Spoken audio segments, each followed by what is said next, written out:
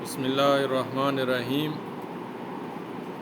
ہمارا آج کا موضوع ہے فرقوں کا مختصر، جامع اور ضروری مطالعہ۔ فرقے کیوں بنتے ہیں اور صحیح فرقہ کون سا ہے اور باطل فرقے کون سے ہیں اور ان کے درمیان معیار کیا ہے جس کے ذریعے ہم پہچانیں۔ تو یہ کتاب ہے دکتور ابو زید بن محمد مکی کی، جو کہ جامعہ ام القری مکہ یونیورسٹی کے اندر مدرس تھے، اور کتاب کا نام ہے مادہ مقالات الفرق۔ تو اس کا صفحہ نمبر 5 ہے اہمیت دراست الفرق۔ فرقوں کو پڑھنے کا مقصد کیا ہے، اس کی اہمیت کیا ہے؟ تو اس نے بیان کیا، نمبر 1، نتدارس الفرق من اجل بیان بطلان عقائدہم الفاسدۃ۔ ہم فرقوں کو پڑھتے ہیں تاکہ ہم ان کے فاسد عقائد کے باطل ہونے کو بیان کر سکیں،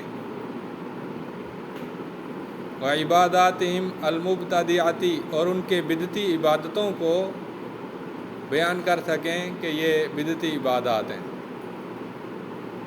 وبذالک نحمی الدین عقیدۃ و شریعۃ، اس طرح سے ہم اپنے دین کی حفاظت کرتے ہیں، عقیدے کے اعتبار سے بھی اور شریعت کے اعتبار سے بھی۔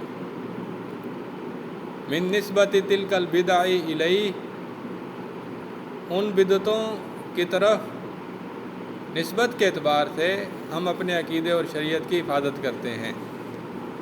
وَنَحْمِي الْمُسْلِمِينَ مِن تِلْكَ الْانْحِرَافَاتِ، اور ہم مسلمانوں کو بھی محفوظ کرتے ہیں ان انحرافات سے، بِتَحْذِيرِهِمْ، ان کو ڈرانے کے ساتھ، مِنْهَا، ان سے، لِأَلَّا يَقَعُوا فِيهَا، تاکہ وہ اس میں واقع نہ ہو جائیں۔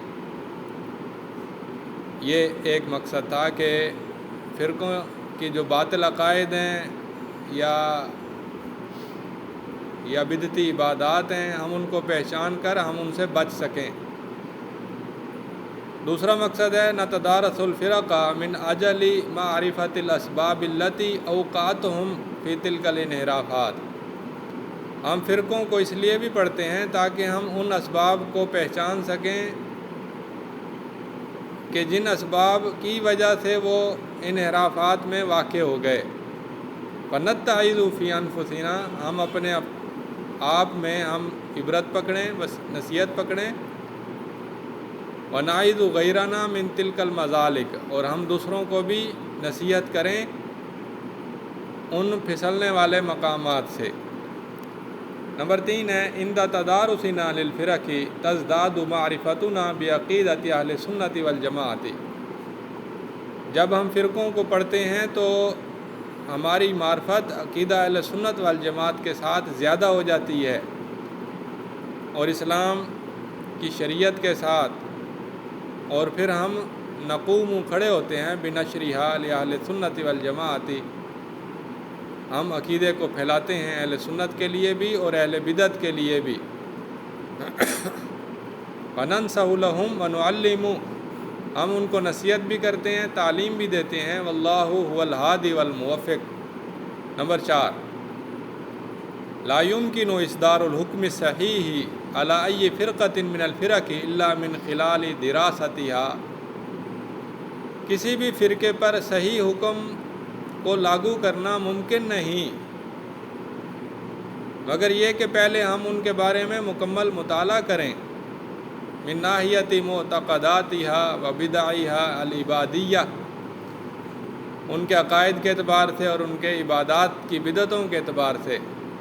وذالک بالرجوع الی آراء ابرز رجالها، اور یہ اس وقت ممکن ہے کہ جب ہم ان کے بڑے بڑے آدمیوں کی طرف رجوع کریں اور ان کی اہم تالیفات کا مطالعہ کریں، اور پھر اس کے بعد صحیح حکم لاگو کرنا ممکن ہوگا۔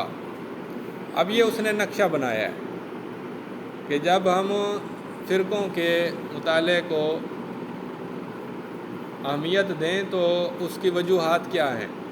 اس نے 4 چیزیں پہلے بتائی ہیں کہ پہلا مقصد ہے حمایت، یعنی تحفظ، دین کا تحفظ اور مسلمانوں کا تحفظ۔ باطل فرقوں کے پڑھنے کا پہلا مقصد ہے حمایت یعنی تحفظ دین کا اور مسلمانوں کا۔ دوسرا مقصد ہے اذا کا مطلب نصیحت۔ پہلا مقصد ہے اپنے آپ کے لیے نصیحت اور دوسرا ہے للآخرین، دوسروں کے لیے نصیحت۔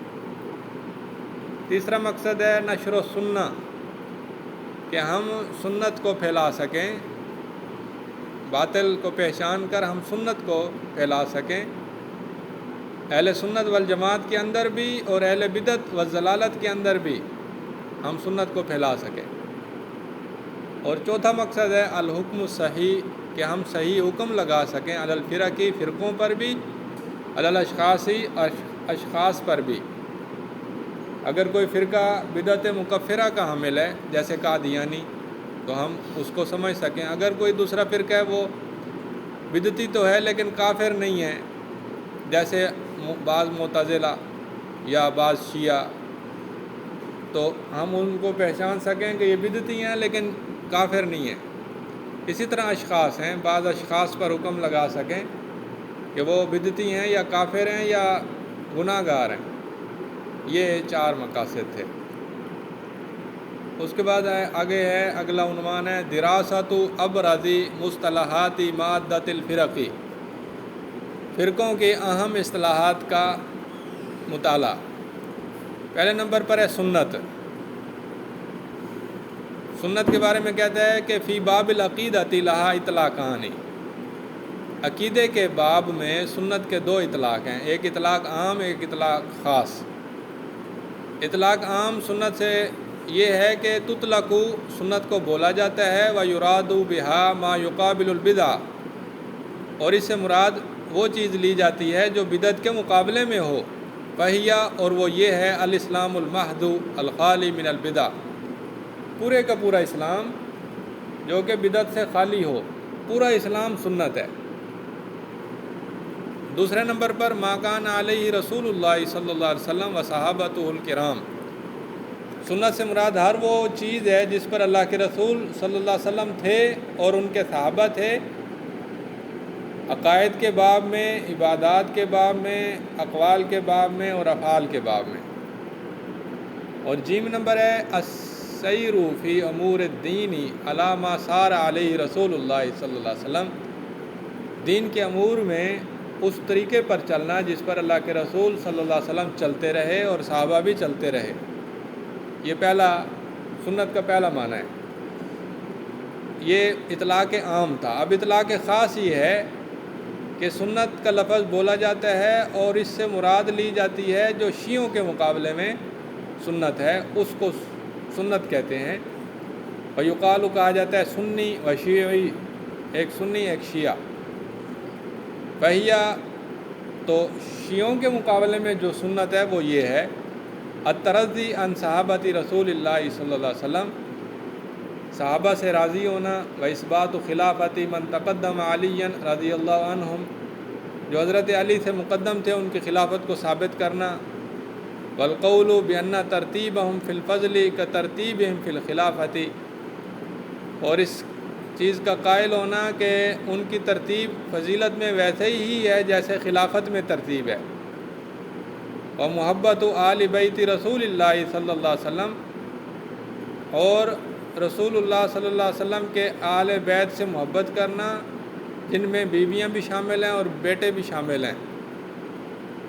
اور جو شیعہ ہیں فہم الغلاۃ فی علی رضی اللہ عنہ، وہ حضرت علی کے بارے میں غلو کرنے والے ہیں۔ والذین یعتقدون، اور یہ وہ لوگ ہیں جو عقیدہ رکھتے ہیں کہ خلافت جو ہے وہ حضرت علی کے لیے تھی رسول اللہ صلی اللہ علیہ وسلم کے بعد بلا فصل، بغیر فاصلے کے، وانہ افضل صحابۃ رسول اللہ صلی اللہ علیہ وسلم اطلاقاً، اور غالی شیعہ جو ہیں وہ سمجھتے ہیں کہ حضرت علی سب سے افضل صحابی تھے، تمام صحابہ میں تھے مطلق طور پر۔ وَأَنَّ الصَّحَابَةَ الَّذِينَ تَقَدَّمُوهُ فِي الْخِلَافَةِ اغْتَصَبُوهَا مِنْهُ، اور صحابہ جنہوں نے حضرت علی پر اپنے آپ کو مقدم کیا خلافت میں، انہوں نے در حقیقت خلافت کو غصب کیا، چھین لیا حضرت علی سے، لہذا ان کی خلافت باطل ہے۔ اور اس قسم کے دیگر عقائد تو ہر وہ شخص جو 3 صحابہ کی خلافت کو ثابت کرتا ہے اور چوتھی خلافت حضرت علی کو قرار دیتا ہے، وہ تو سنی ہے، اور جو پہلے 3 کی خلافت کا انکار کرتا ہے حضرت علی رضی اللہ عنہ سے پہلے، تو اسے شیعی کہا جاتا ہے۔ ٹھیک ہے، تو اب سنت کے 2 معنی ہو گئے، سنت بمعنی اسلام جو ہر بدعت کے مقابلے میں ہے، اور سنت بمعنی اہل سنت جو شیعوں کے مقابلے میں ہے۔ اور نیچے اب اس نے خلاصہ نکالا نقشہ بنا کر کہ سنت 2 ہے، ما یقابل البدع، جو بدعت کے مقابلے میں ہے، فہی الاسلام المحض الخالی من البدع، وہ اسلام ہے جو خالص ہے اور خالی ہے بدعت سے۔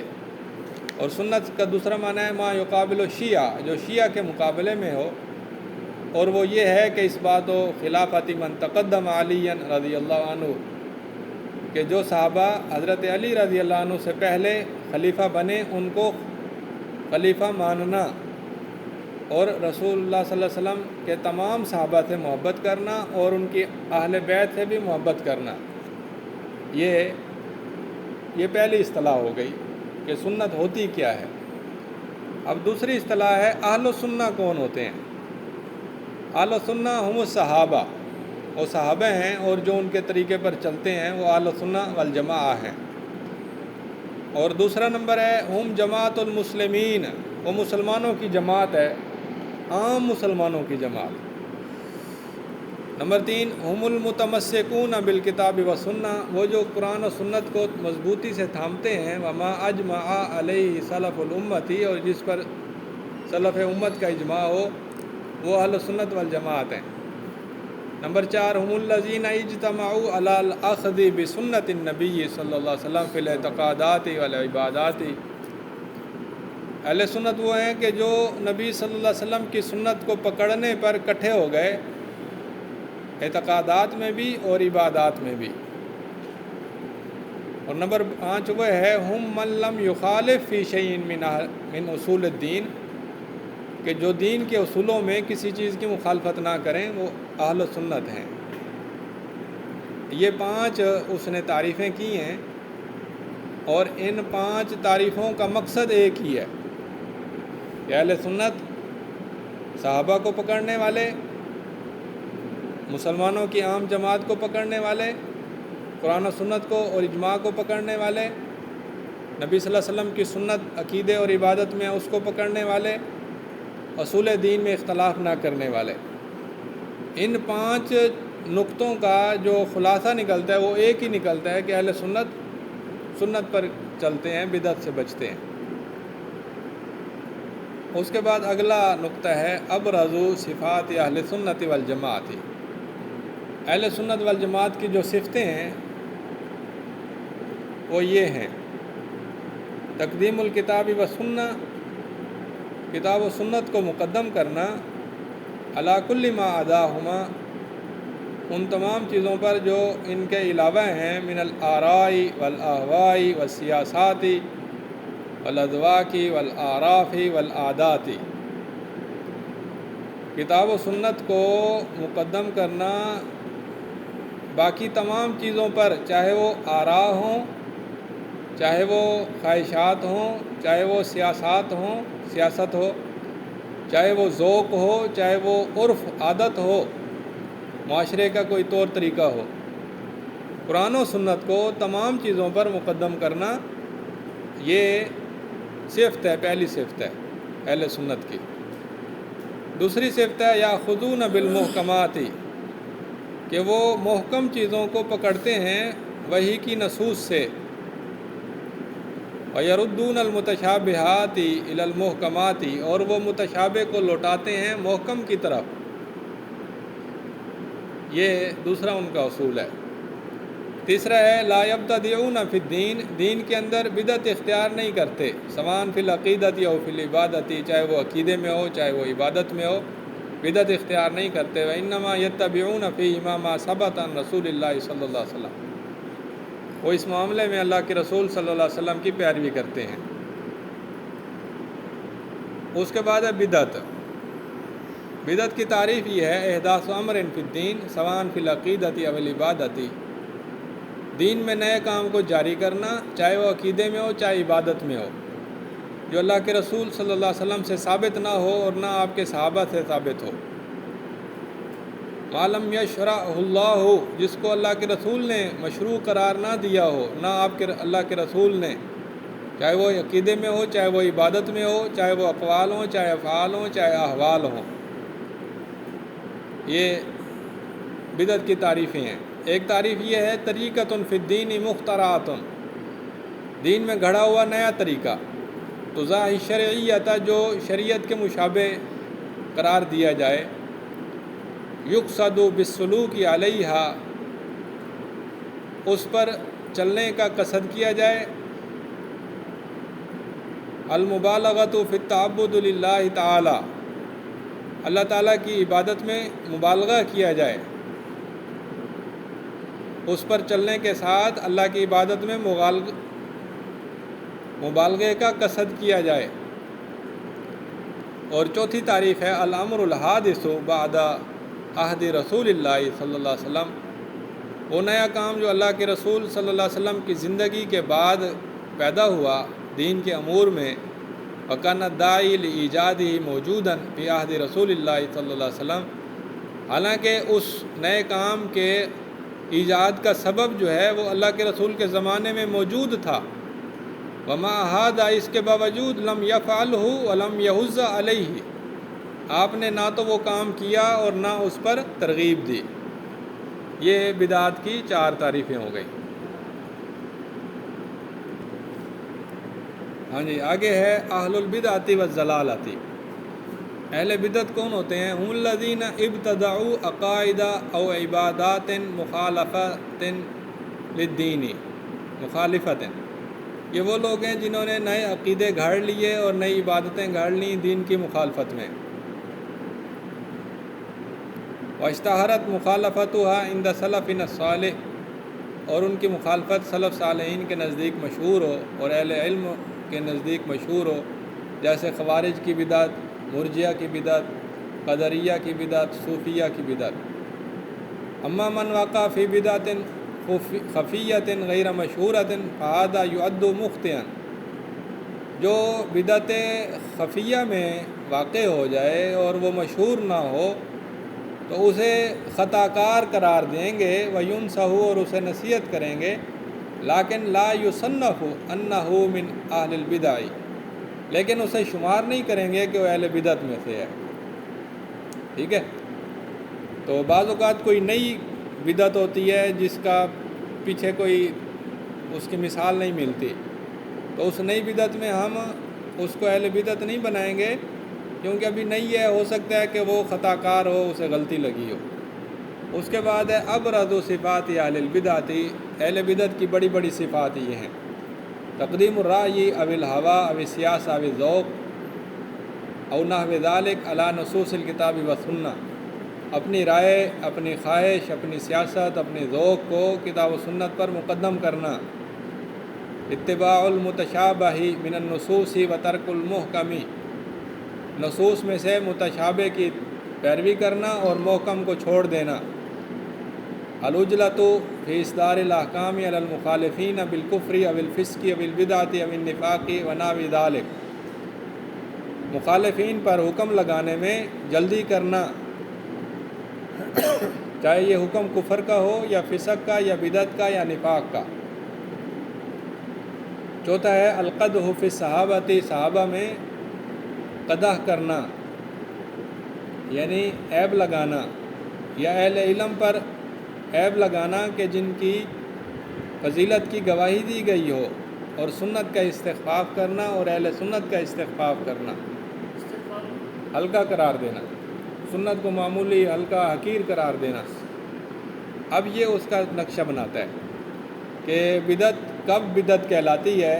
الامر الحادث بعد عہد النبی صلی اللہ علیہ وسلم، نبی صلی اللہ علیہ وسلم کے زمانے کے بعد جو نیا کام ہو، اگر فی الدین ہے تو پھر اس کی آگے شکلیں اگر فی الدنیا ہے لیس لہ علاقۃ بالبدعۃ المذمومۃ، اگر دنیا میں کوئی نیا کام ہو دنیا کے اعتبار سے تو اسے بدعت نہیں کہیں گے، ٹھیک ہے، وہ بدعت مذموم نہیں ہے۔ جیسے کہ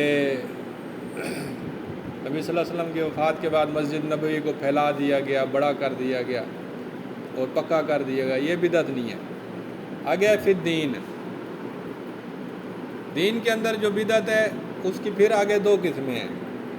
السبب المقتضی لایجادہ، اس بدعت یعنی اس نیا کام کے ایجاد کا جو سبب تھا وہ یا تو موجود تھا نبی صلی اللہ علیہ وسلم کے زمانے میں یا موجود نہیں تھا۔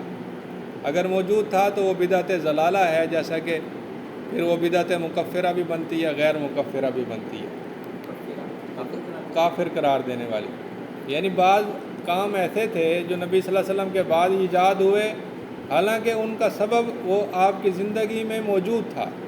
مثلا حضرت علی رضی اللہ عنہ اگر وہ تمام صحابہ سے افضل تھے تو نبی صلی اللہ علیہ وسلم اپنی زندگی میں بتا کر جاتے، آپ نے نہیں بتایا۔ اسی طرح سے اگر آپ چاہتے تو اپنی تاریخ پیدائش پر آپ جلسہ جلوس کچھ نہ کچھ خوشی مناتے، سبب موجود تھا لیکن آپ نے عمل کر کے نہیں دکھایا، تو معلوم ہوا کہ سبب ہونے کے باوجود آپ نے عمل نہیں کیا، تو پھر ہمیں اس کو نکالنے کی ضرورت نہیں ہے۔ اچھا، بعض اوقات سبب موجود نہیں ہوتا، آپ کے زمانے میں سبب موجود نہیں تھا، تو پھر اس کی دو شکلیں ہیں۔ تکثیر المسلمین بدعتاً،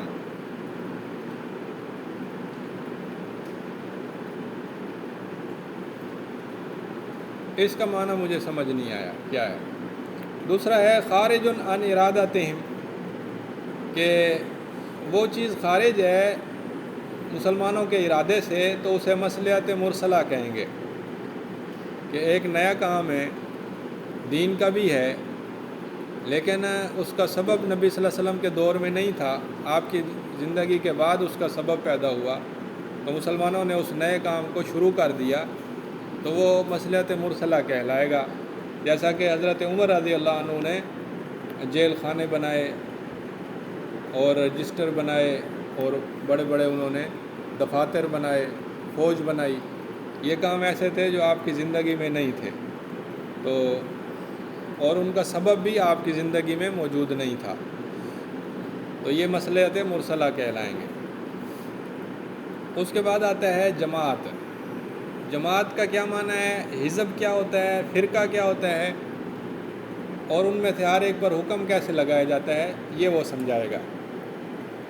کہتا ہے جماعت کا مطلب ہے ہی طائفۃ من الناس والمجتمعۃ علی امر معین، لوگوں کا ایک گروہ جماعت کہلاتا ہے، اور اگر کسی معین امر پر وہ اتفاق کر لیں، اکٹھے ہو جائیں، تو وہ بھی جماعت کہلاتا ہے۔ جیسے جماعت النظام، نظم و نسق کی جماعت۔ الاصحاف کا مطلب ہے لوگوں کی خدمت کی جماعت۔ التوعیہ، شعور دلانے والی جماعت۔ التبلیغ، تبلیغی جماعت۔ الاخوان، المسلمون، مسلمان بھائیوں کی جماعت۔ یہ جماعتوں کے نام ہیں مختلف۔ کیفیت الحکم علیہ، ان پر حکم کا طریقہ کار۔ بالنظر الیہ من جہتین، دو طرح سے ان پر نظر ڈالی جائے گی۔ من جہتین، ایک اعتبار ہوگا الامر الغایۃ الذی اجتمعت علیہ، سب سے پہلے دیکھیں گے کہ وہ جس معاملے پر سارے کے سارے اکٹھے ہوئے ہیں وہ کون سا معاملہ ہے۔ یا تو وہ امر واجب ہوگا، جیسا کہ نماز با جماعت کے لیے اکٹھے ہونا، تو یہ جماعت واجب ہے۔ یا پھر اکٹھے ہوئے ہیں کسی مستحب کام پر، جیسے اللہ کی طرف دعوت دینا، تو یہ بھی جماعت مندوب ہے، تبلیغی جماعت جیسے کہتے ہیں۔ یا پھر مباح کام ہے، جیسا کہ کھانے پر اکٹھے ہوئے ہیں، تو یہ جماعت بھی مباح ہے، اس میں بھی کوئی حرج نہیں ہے۔ یا مکروہ کام ہے، جیسا کہ وہ اکٹھے ہو جائیں کسی ایسی کھیل کود پر جو وقت کو ضائع کرنے والا ہے، تو پھر یہ مکروہ جماعت ہے۔ یا وہ جمع ہو جائیں کسی حرام کام پر، جیسا کہ معاصی اور منکرات پر اکٹھے ہونا تو یہ حرام جماعت ہے۔ او یکون بدعتن، یا وہ اکٹھے ہو جائیں کسی بدعت پر، جیسا کہ نبی صلی اللہ علیہ وسلم کی پیدائش کے دن جشن منانے پر اکٹھا ہونا، تو یہ جماعت بدعت والی جماعت ہے۔ تو یہ یعنی جو وقتی طور پر اکٹھ ہوتا ہے نا، ہجوم ہو جاتا ہے وقتی طور پر، یہ اس کی بات ہو رہی ہے۔ اگر نماز کے لیے سارے جمع ہو گئے تو نماز فرض ہے، تو جماعت بھی فرض ہے۔ اگر سارے اکٹھے ہوئے ہیں کسی نیک کام کے لیے، جیسے جلسہ ہے، جلوس ہے، جس میں قرآن حدیث کی بات ہے، تو اس پر اکٹھے ہوئے ہیں تو وہ مستحب جماعت ہے۔ کھانے پر اکٹھے ہوئے ہیں تو مباح جماعت ہے۔ یہاں جماعت سے مراد اکٹھ ہے۔ نمبر 2 ہے من جہت الوسیلۃ التی استخدمتها الجماعۃ لتحقق غرضها۔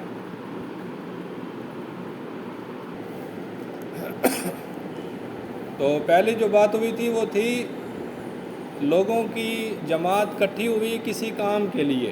نماز ہے تو اچھا کام ہے، اگر درس ہے تو بھی اچھا ہے، کھانا کھانا ہے وہ بھی اچھا ہے۔ دوسرا نقطہ یہ ہے کہ جماعت اکٹھی ہوئی اور انہوں نے جو کام کرنا ہے وہ کام بعد میں کرنا ہے، فی الحال اکٹھ کیا ہے تاکہ اس بڑے کام کے لیے ایک وسیلہ بنایا جائے۔ رکن سازی، لوگوں کو اکٹھا کیا، لوگوں کو قائل کیا، ایک کام کے لیے لوگوں کو متوجہ کیا۔ اب جماعت سازی وسیلہ ہے، کام کوئی اور ہے، ابھی وہ کام ابھی فی الحال نہیں کرنا، وہ صرف ڈسکس ہو گیا کہ یہ کرنا ہے۔ تو کہتا ہے کہ وسیلے کے اعتبار سے جو ہے جماعت کی مختلف قسمیں ہیں۔ کام کے اعتبار سے تو جماعت کی قسمیں ہیں کہ کام حلال ہے، کام حرام ہے، اس کی تو بحث ہو گئی۔ وسیلے کے اعتبار سے اما ان تکون شرعیتاً، یا تو جماعت کا وسیلہ جو اس نے کام کرنا ہے وہ وسیلہ یا تو شرعی ہوگا، اس وقت وہ جماعت جائز ہے، یا پھر وہ وسیلہ جو ہے جو جسے جماعت اختیار کرتی ہے وہ بدعتی ہوگا، تو اس وقت فَهَذِهِ الْجَمَاعَةُ لَا تَنْفَعُهَا سَلَامَةَ الْغَایَةِ، تو پھر غیر شرعی وسیلے کی وجہ سے وہ جماعت اپنے مقصد تک نہیں پہنچ سکے گی۔ بل لا بد ان تکون الوسیلۃ جائزۃ او تکون محرمۃ، ضروری ہے کہ وسیلہ یا تو جائز ہوگا یا حرام ہوگا۔ تو وہ جماعت جو حرام وسیلے کو اختیار کرتی ہے کسی جائز کام کو حاصل کرنے کے لیے، تو وہ جماعت بھی جائز نہیں ہے، کیونکہ اس کا وسیلہ حرام ہے۔ اب اس کی میں تشریح کرتا ہوں۔ مثال کے طور پر دین کو غالب کرنا یہ ایک اچھا کام ہے، دین کو غالب کرنا اچھا کام ہے، لیکن اس کے لیے ایک وسیلہ یہ ہے کہ آپ ان کو نصیحت کریں، درس دیں، تعلیم دیں، خطاب کریں، تقریر کریں، یہ ایک اچھا وسیلہ ہے، ٹھیک ہے، یہ تو جائز ہے، اسے کہتے ہیں تبلیغ اور تعلیم۔ ایک وسیلہ یہ ہے کہ آپ ڈنڈے لے لیں 10 بندے اور پھر گلی میں نکل جائیں، اور جہاں پر آپ دیکھیں کہ ویڈیو سینٹر کھلے ہوئے ہیں وہاں پر توڑ پھوڑ کریں اور لوگوں کے سر پھاڑیں اور کہیں کہ آئندہ کوئی نظر نہ آئے ایسے ویڈیو بیچتا ہوا۔ یہ دوسرا طریقہ ہے۔ اب یہ وسیلہ ہے تشدد اور خروج والا، یہ حکومت کی اجازت یا مصالح مقاصد کے تقابل کے بغیر جائز نہیں ہے، ٹھیک ہے۔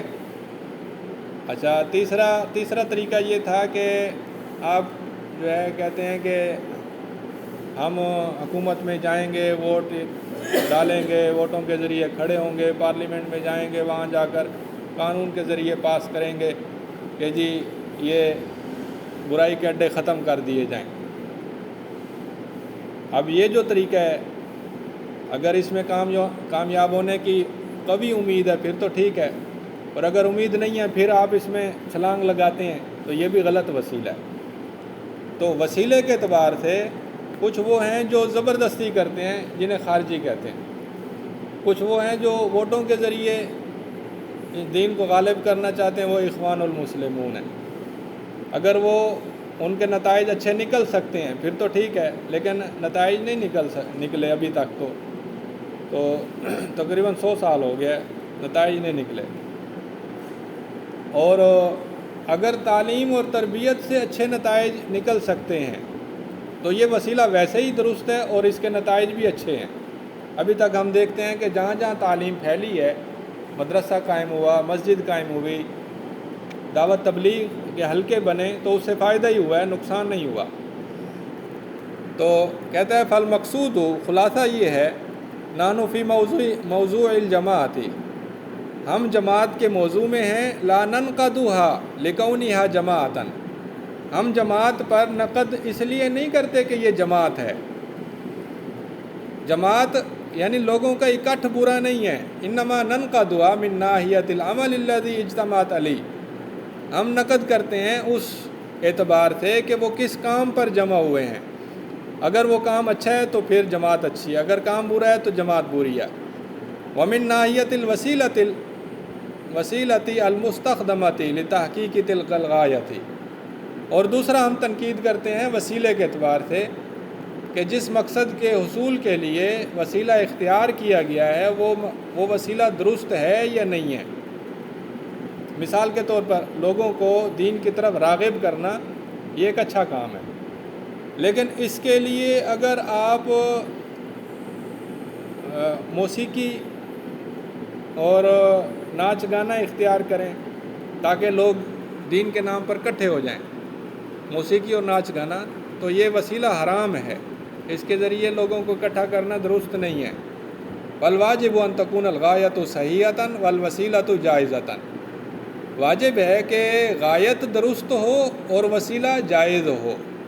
یہ خلاصہ ہے۔ اب اس کا نقشہ بنا کر دکھاتا ہے۔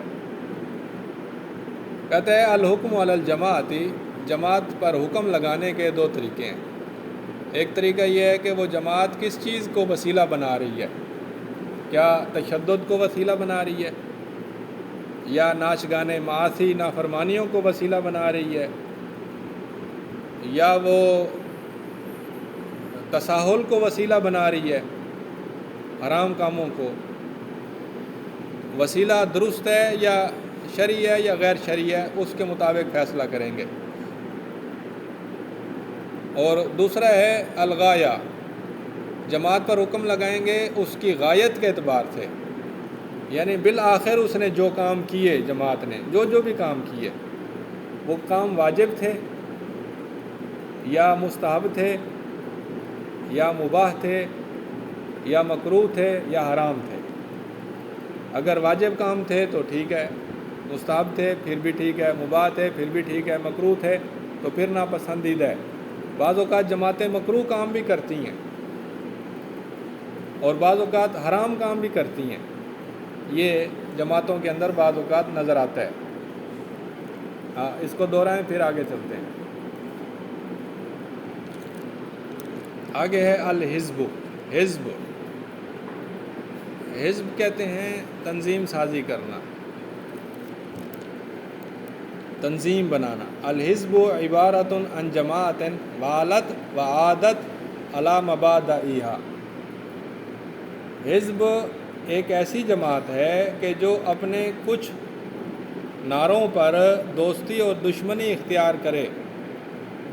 حزب ایسی جماعت ہے جو اپنے چند خاص نقطوں پر، اصولوں پر دوستی اور دشمنی اختیار کرے۔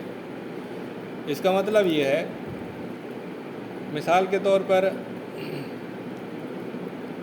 ایک جماعت ہے وہ کہتی ہے مدرسے بنانے چاہیے، وہ مدرسے بناتی ہے اور مدرسوں کو بڑھاتی ہے، اس پر محنت کرتی ہے، لیکن وہ یہ نہیں کہتی کہ جہاد نہ کرو، وہ یہ نہیں کہتی کہ تبلیغ نہ کرو، وہ یہ نہیں کہتی کہ تحقیق نہ کرو، یعنی کتابیں تصنیف بھی کرو، جہاد بھی کرو، تبلیغ بھی کرو، کوئی حرج نہیں ہے۔ تو یہ اب اس نے ایک خاص کام چن لیا اپنے لیے، ایک خاص کام چن لیا لیکن باقی کاموں سے نفرت نہیں ہے، یہ جائز ہے۔ اچھا، ایک اور جماعت ہے وہ کہتی ہے کہ سارے کے سارے جہاد کرو، مدرسے بھی بند کر دو، تبلیغ بھی بند کر دو، سب کے سب جہاد کرو۔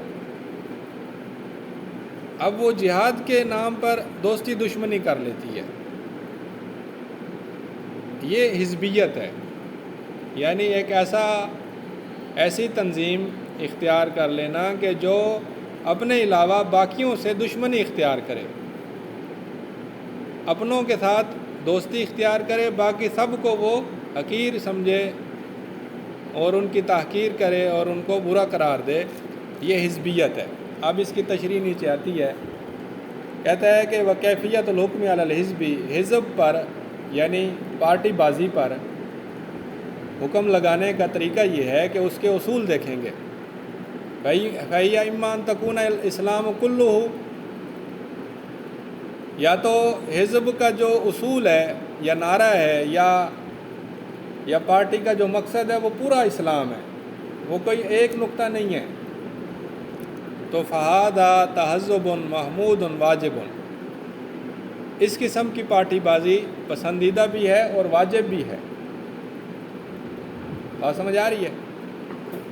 اگر کوئی پارٹی ایسی ہے جو کہتی ہے پورے دین پر عمل کرو تو یہ تو اچھی بات ہے، ایسی پارٹی میں کوئی حرج نہیں ہے۔ وَإِمَّا أَن تَكُونَ جُزْءٌ مِّنَ الْإِسْلَامِ فَهَذَا تَحَزُّبٌ مَذْمُومٌ، اگر وہ اسلام کے کسی ایک جزء پر عمل کرتی ہے اور اس پر محنت کرتی ہے اور اس کی طرف بلاتی ہے اور اس پر دوستی دشمنی قائم کر لیتی ہے تو یہ پارٹی بازی ممنوع ہے، ناپسندیدہ ہے۔ مثال کے طور پر ہم نے بعض ایسے لوگ دیکھے کہ جو صرف داڑھی پر محنت شروع کر دیتے ہیں، مسجدوں میں جاتے ہیں، داڑھی کے اوپر بحث مباحثے، داڑھی پر مناظرے، داڑھی کے اوپر سختی اور داڑھی والے کو اچھا سمجھنا، بغیر داڑھی والوں کے ساتھ نفرت، تحقیر، دشمنی، یہ ایک کام پکڑ لیتی ہے اور اس پر دوستی دشمنی، تو یہ ناپسندیدہ ہے۔ اسی طرح بعد ہم نے دیکھے لوگ وہ سترے کو اپنی زندگی کا مشن بنا لیتے، سترہ ضروری ہے، سترے پہ مناظرے، سترے پر لڑائی جھگڑے، سترے پر دشمنی، وہ ایک نقطہ پکڑ لیا اور اس پر پورا زور لگا دیا اور اس پر دوستی دشمنی شروع کر دی۔ یہ چھوٹی مثالیں ہیں، اس سے اور بڑی بڑی مثالیں ہیں کہ کوئی دین کا کوئی ایک حصہ اختیار کر لیا اور باقی حصوں کو چھوڑ کر اسی ایک پر دوستی دشمنی اور جھگڑے شروع کر دیے۔ وَإِمَّا أَن تَكُونَ مُبَاحَةً فِي الْأَصْلِ، یا پھر وہ جو جس بنیاد پر پارٹی بازی بنائی گئی ہے وہ کام وہ مباح ہے، جیسے وطن کی حفاظت، قوم کی حفاظت، تو کہتا ہے کہ فَهَذِهِ إِن تَحَزَّبَ عَلَيْهَا وَجَعَلَ الدِّينَ تَابِعَةً لَهَا فَهِيَ حِزْبَةٌ مُحَرَّمَةٌ، اگر کوئی بندہ وطن اور قوم کے اوپر پارٹی بازی بناتا ہے اور دین کو تابع کر دیتا ہے، دین کے پیچھے نہیں چلتا، دین کو وطن پرستی اور قوم پرستی کے نیچے لگا دیتا ہے، تو یہ پارٹی بھی حرام ہے۔ وَإِمَّا أَن تَكُونَ مُحَرَّمَةً كَالِاشْتِرَاكِيَّةِ وَالدِّمُقْرَاطِيَّةِ، اور اگر پارٹی بناتا ہے کہ وہ ایک حرام مشن کے لیے ہے، ایک حرام مشن کے لیے، جیسے اشتراکیت، سوشلزم کو پھیلانا یا ڈیموکریسی کو پھیلانا، تو فَهَذِهِ أَحْزَابٌ وَاضِحَةُ التَّحْرِيمِ، یہ پارٹیاں وہ ہیں کہ جن کی حرمت بالکل واضح ہے، جیسے پیپلز پارٹی، جیسے مسلم لیگ، یہ وہ پارٹیاں ہیں جو اشتراکیت پھیلاتی ہیں یا پھر ڈیموکریٹک ہیں، نیشنلسٹ ہیں، جیسے وہ الطاف حسین کی پارٹی وہ نیشنلسٹ ہے، تو بعض ہیں ہاں پی ٹی آئی بھی اسی طرح سے، پی ٹی اے، ہاں پی ٹی آئی۔ وَإِمَّا أَن تَكُونَ مُبْتَدِعَةً، بعض اوقات پارٹی بازی بنائی جاتی ہے کسی بدعت کے لیے، مثال کے طور پر جشن عید میلاد منانے کے لیے ایک پارٹی بن جاتی ہے، تو پھر یہ پارٹی جو ہے وہ فرقہ بھی بن جاتی ہے اور پارٹی بھی ہے اور فرقہ بھی بن گیا کہ اس نے دین کے عقائد میں، دین کی عبادات میں مداخلت کی، نیا کام نکال دیا۔ تو خلاصہ یہ نکلا کہ الحکم علی الحزب، پارٹی پر حکم لگانے کا طریقہ اس کا یہ ہے بالنظر الی المبادی، اس کے اصول و قواعد دیکھیں گے، اس کا منشور اور اس کا نعرہ دیکھیں گے وہ کیا ہے۔ اگر وہ پورے اسلام کا نعرہ لگاتی ہے تو اچھی پارٹی ہے۔ اگر جزء من الاسلام، اسلام کے کسی ایک جز کا نعرہ لگاتی ہے اور دوستی دشمنی نہیں کرتی پھر بھی ٹھیک ہے۔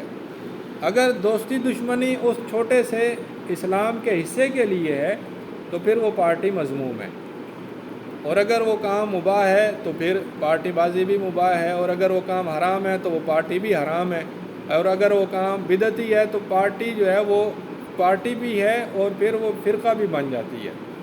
تو یہاں پر یہ موضوع ہمارا ختم ہوتا ہے۔ بسم اللہ الرحمن الرحیم۔ ہمارا آج موضوع ہے الفرقہ۔ فرقہ کیا ہوتا ہے؟ عبارت عن حزب والا وعاد علی بدعت۔ فرقہ ایک ایسی جماعت جو کسی بدعت پر دوستی اور دشمنی کرے، کسی بدعت کی بنیاد پر دوستی کرے، کسی بدعت کی بنیاد پر دشمنی کرے۔ مثال کے طور پر شیعہ، وہ اس سے دوستی کریں جو حضرت علی رضی اللہ عنہ کو تمام صحابہ سے افضل قرار دیتا ہو، اس سے وہ دوستی کرتے ہیں، محبت کرتے ہیں۔ اور جو حضرت علی رضی اللہ عنہ کو سب سے افضل نہیں سمجھتا بلکہ چوتھے نمبر کا خلیفہ سمجھتا ہے، اور عشرہ مبشرہ میں بھی تیسرے یا چوتھے درجے پہ رکھتا ہے، تو پھر وہ اس سے دشمنی کریں۔ ٹھیک ہے؟ اسی طرح سے معتزلہ ہیں، وہ کسی خاص بنیاد پر، کسی خاص بدعت پر دوستی دشمنی رکھیں۔ اسی طرح صوفیہ ہیں، وہ کسی خاص بدعت کی بنیاد پر لوگوں سے جھگڑا کریں، دوستی دشمنی رکھیں۔ تو فرقہ وہ ہوتا ہے جو بدعت پر قائم ہوتا ہے۔ حزب یعنی پارٹی بازی، وہ کبھی اچھے کام پر ہوتی ہے، کبھی پورے اسلام پر ہوتی ہے، کبھی پورے اسلام کے کسی شعبے پر ہوتی ہے، اور کبھی گناہ پر بھی ہوتی ہے، لیکن بدعت پر نہیں ہوتی۔ بدعت پر بھی ہوتی ہے، لیکن جب وہ بدعت پر ہو نا پارٹی بازی تو وہ فرقہ کہلاتا ہے۔ اگر بدعت سے کم درجے پر کسی جائز کام پر ہو یا کسی ناجائز کام پر ہو تو اسے حزب، پارٹی بازی کہتے ہیں۔ حزب جو ہے اگر اچھے کام پر ہو لیکن اس اچھے کام پر وہ دوستی دشمنی کرنے لگ جائے، کہ مثلاً کہے کہ جو ہماری پارٹی میں ہے ہم اس سے محبت کریں گے، جو ہماری پارٹی میں نہیں ہے ہم اس سے دشمنی کریں گے، حالانکہ کام اچھا ہے۔ وہ بات سمجھ آ رہی ہے؟ پارٹی بازی میں کام اچھا ہوتا ہے بعض اوقات، لیکن وہ کام کل نہیں ہوتا، پورا دین نہیں ہوتا، دین کا کچھ حصہ ہوتا ہے۔ اس کی بنیاد پر دوستی اور دشمنی نہیں ہو سکتی، بائیکاٹ نہیں ہو سکتا دوسرے لوگوں سے۔ بعض اوقات وہ حرام کام بھی ہوتا ہے۔ مثال کے طور پر یتیموں کے لیے دارالایتام بنانا، یہ ایک جائز کام ہے، ٹھیک ہے، لیکن ہماری پرانی پچھلی صدیوں میں دارالایتام نہیں ہوتے تھے۔ قرآن حدیث بھی ہمیں بتاتا ہے کہ جب کوئی بچہ یتیم ہو تو اس کے رشتہ دار پالیں، چچو، ماموں، پھوپھی، خالہ، یہ پالیں، اسے یتیم خانے داخل نہیں کرنا۔ اب بظاہر یہ کام اچھا ہے، لیکن دارالایتام کوئی بنا لے اور وہ اس کو چلائے تو یہ مذموم ہے، ناپسندیدہ ہے۔ اسی طرح بیواؤں کے گھر بنانا، گھر سے بھاگے ہوئے بچوں کے گھر بنانا، اسی طرح سے بوڑھوں کے اولڈ ہوم بنانا کہ جس گھر کا بوڑھا ہے وہ اس بوڑھے خانے میں جا کر داخل کرا دے۔ حالانکہ بوڑھوں کی عزت یا والدین کی عزت کمال درجے کی ہے قرآن حدیث میں۔ تو یہ ہے کہ حزب بعض اوقات اچھے کام پر ہوتی ہے، بعض اوقات غلط کام پر بھی ہوتی ہے۔ مثال کے طور پر قوم پرست تنظیمیں ہیں جو کہتی ہیں کہ ہم ملک اور قوم کے لیے جان دے دیں گی، لیکن وہ دین پر عمل نہیں کرتے۔ وہ قوم یا وطن کو دین سے بالاتر سمجھتے ہیں،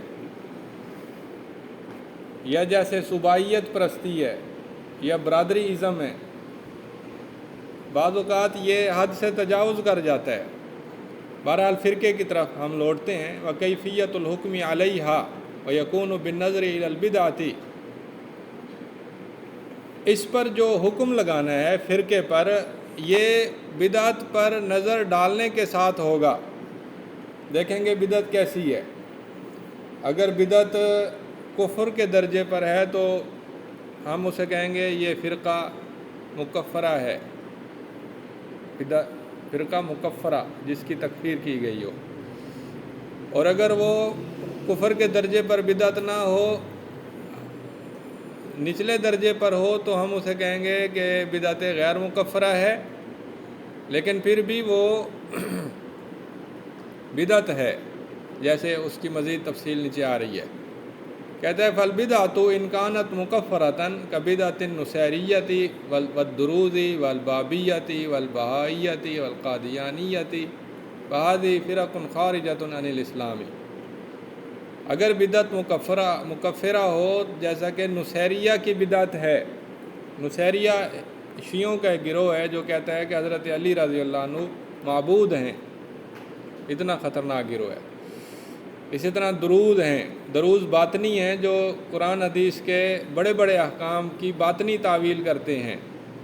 مثال کے طور پر کہتے ہیں کہ جی نماز کا مطلب ہے اللہ کی طرف متوجہ ہونا، روزے کا مطلب ہے خواہش چھوڑ دینا، حج کا مطلب ہے زیارت کرنا مقامات مقدسہ کی یا خاص جگہوں کی زیارت کرنا۔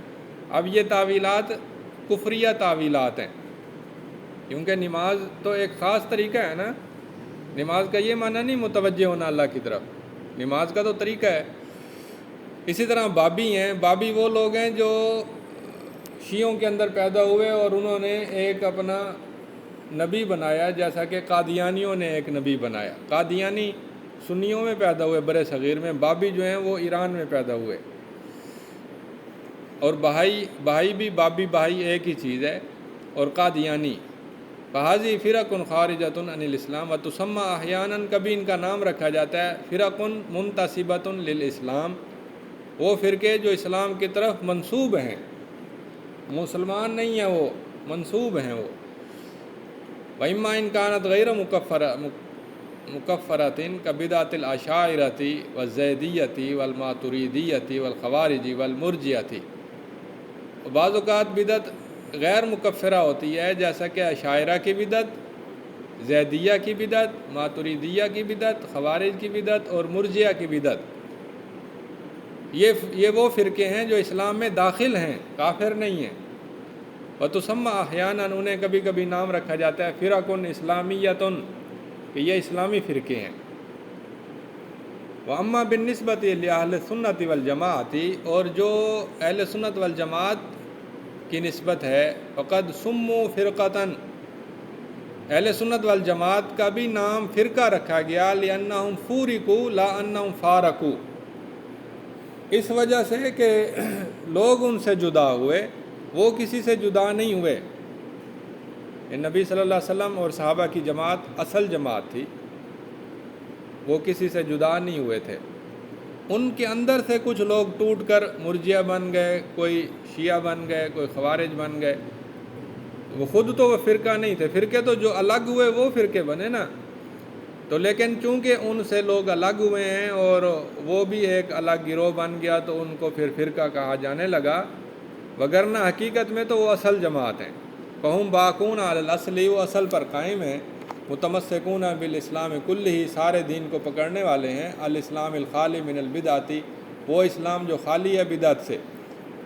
فہم الفرقۃ الناجیۃ، بس وہی فرقہ ناجیہ ہیں۔ الذی نجت من الوعید بالنار، وہ جو جہنم کی وعید سے نجات پا گیا۔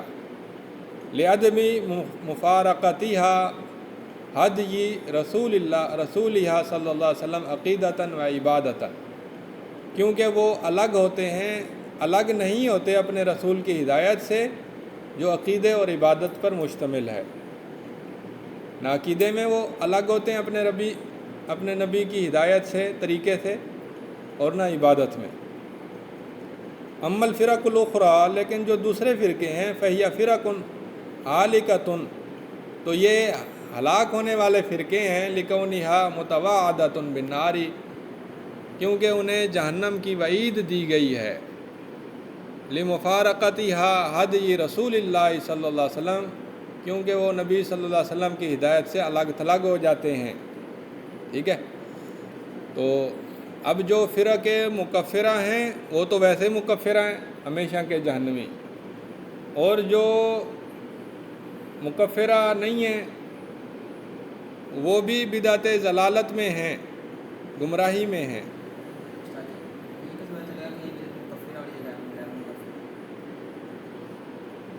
بدعت مکفرہ اور غیر مکفرہ کا کیسے پتہ چلتا ہے؟ بہت آسان طریقہ ہے، بہت آسان طریقہ ہے۔ ہم دیکھیں گے کفر کیا ہوتا ہے۔ کفر ہوتا ہے دین کے ایسے مسئلے کا انکار جو قطعی ہو اور مسلمہ ہو، مجمع علیہ ہو، جس پر اجماع ہو، اور اس کے اندر تعویل کی گنجائش نہ ہو۔ ٹھیک ہے، وہ ہوتا ہے کفر۔ مثال کے طور پر کہنا نماز فرض نہیں ہے، زنا حرام نہیں ہے، اور غیر اللہ کو سجدہ جائز ہے، یہ کفر کی مثالیں ہیں۔ بعض اوقات ایک انحراف ہے، وہ کفر کے درجے پر نہیں ہے، وہ نچلے درجے پر ہے، وہ بھی قطعی دلائل کے الٹ ہے، لیکن وہاں پر تعویل کی گنجائش ہوتی ہے لغوی اعتبار سے، لغوی اعتبار سے گنجائش ہوتی ہے، سنت کے اعتبار سے گنجائش نہیں ہوتی۔ مثال کے طور پر اللہ کا دیدار ہوگا یا نہیں ہوگا؟ معتزلہ کہتے ہیں اللہ کا دیدار نہیں ہوگا، قرآن کہتا ہے کہ ہوگا۔ اب جہاں پر آتا ہے نا کہ وجوہ یومئذ ناظرہ الی ربہا ناظرہ، وہاں کہتے ہیں کہ ناظرہ سے مراد منتظرہ۔ اب یہ ان کی جو تعویل ہے، یہ تعویل لغت کے اعتبار سے ممکن ہے لیکن سنت کے اعتبار سے ممکن نہیں ہے، تو یہ کفر کے درجے کو نہیں پہنچتی۔ بات سمجھ آئی؟ الرحمن علی العرش استویٰ، اب استوا کا معنی استولا کرنا، یہ لغت کے اعتبار سے ممکن ہے لیکن سنت کے اعتبار سے ممکن نہیں ہے، تو یہ بدعت میں داخل ہو گئے لیکن کفر میں داخل نہیں ہوئے۔ ٹھیک ہے، تو نیا کام دین کے اندر لانا، ہاں ویسے تو یہ بھی ہے کہ نماز کو تو نماز کا انکار ہے نا، نیا کام تو نہیں ہے، تو اگر کوئی نیا کام دین ہے تو وہ مکفر ہے غیر مکفر؟ جو نیا کام دین میں لایا جائے بعض اوقات وہ کفر کے درجے کا ہوتا ہے، بعض اوقات کفر کے درجے کا نہیں ہوتا۔ مثال کے طور پر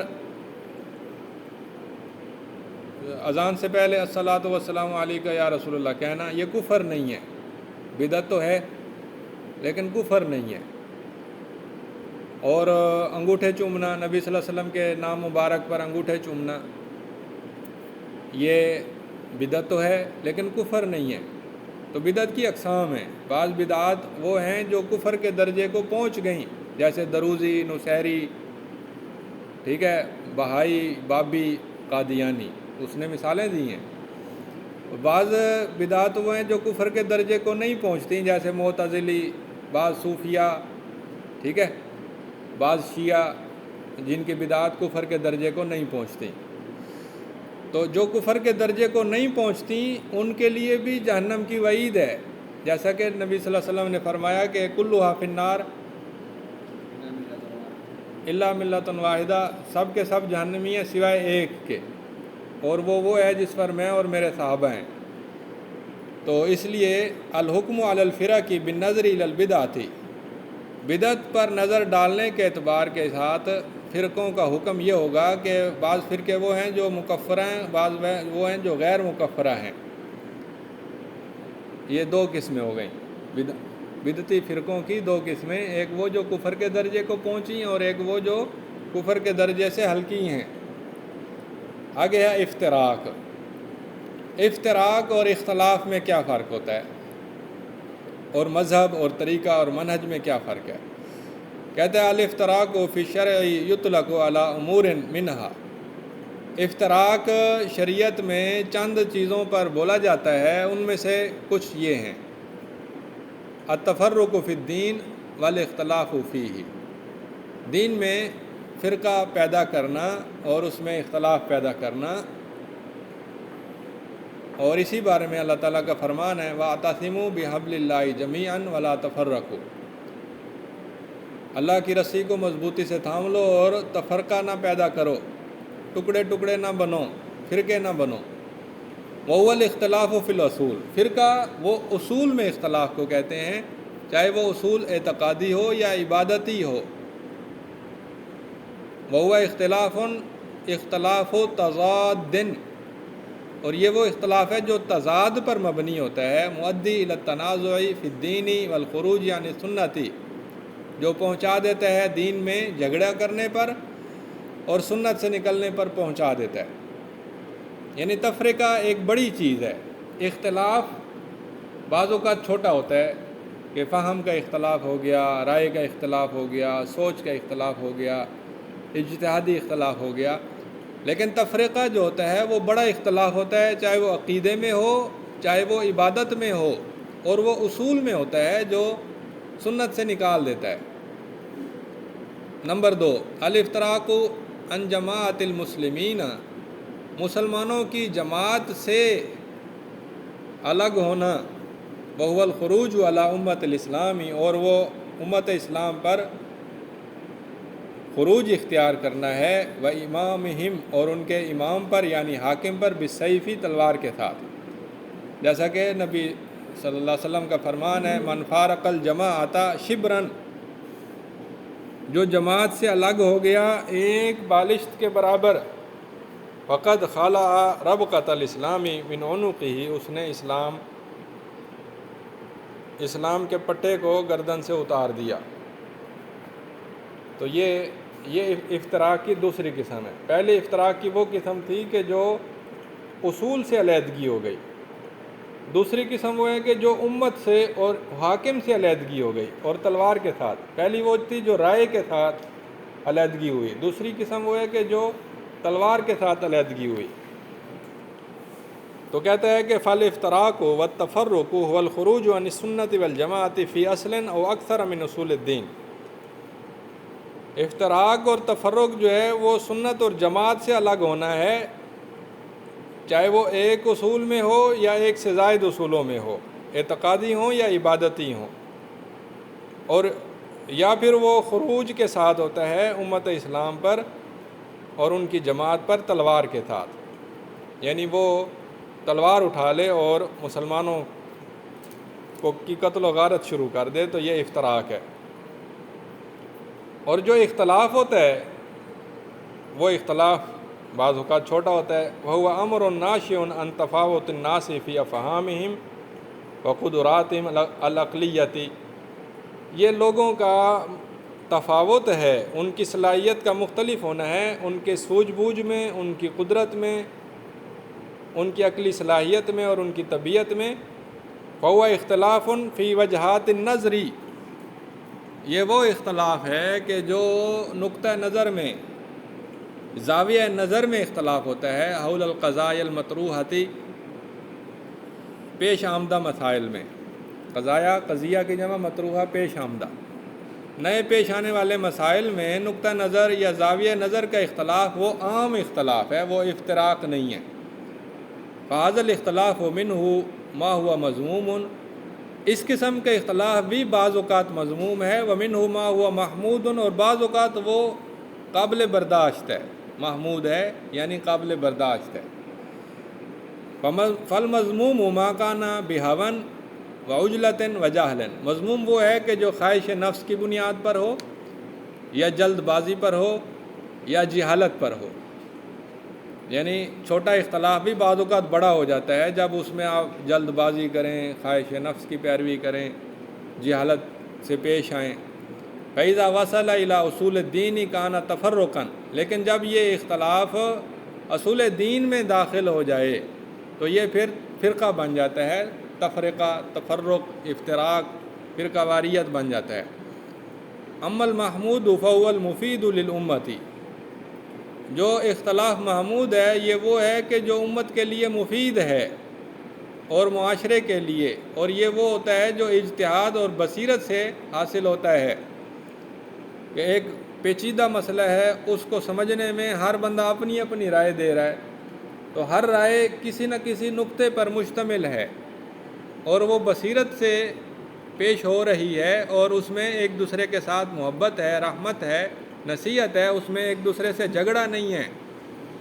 وَيَكُونُ أَهْلُهُ أَهْلُ مَوَدَّةٍ وَرَحْمَةٍ وَتَنَاصُحٍ، یہ جو محمود اختلاف ہے یہ اس کے اہل جو ہیں یہ مودت والے ہوتے ہیں، رحمت والے اور نصیحت والے، باہمی خیر خواہی والے ہوتے ہیں، واللہ عالم۔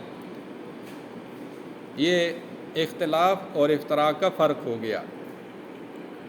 اما بالنسبۃ للمذہب والطریقۃ والمنہج، باقی رہی یہ بات کہ مذہب کیا ہے اور طریقہ کیا ہوتا ہے اور منہج کیا ہوتا ہے، فهو مصطلحات تتعلق بالجانب النظری او الفکری، یہ نظری اور فکری پہلو کے ساتھ تعلق رکھتے ہیں۔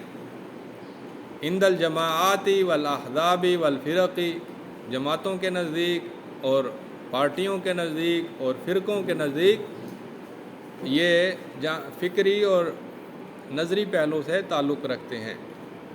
وہی تتعلق بکیفیت تقریرها وتوضیحها لغایاتها وعقائدها، یہ تعلق رکھتے ہیں کہ جماعتیں اور احزاب اور فرقے وہ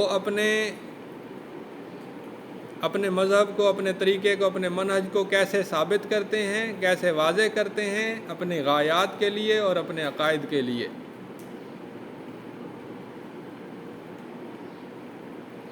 وکیفیت فہمها للکتاب والسنہ، اور یہ کہ وہ قرآن و سنت کے فہم کی کیفیت کیا اختیار کرتے ہیں۔ وتتعلق بوسائلها لتحقیق تلک الغایات، اور یہ اصطلاحات تعلق رکھتی ہیں کہ وہ اپنے غایات کو پورا کرنے کے لیے، اپنے مقاصد کو پورا کرنے کے لیے کیا وسائل اختیار کرتے ہیں۔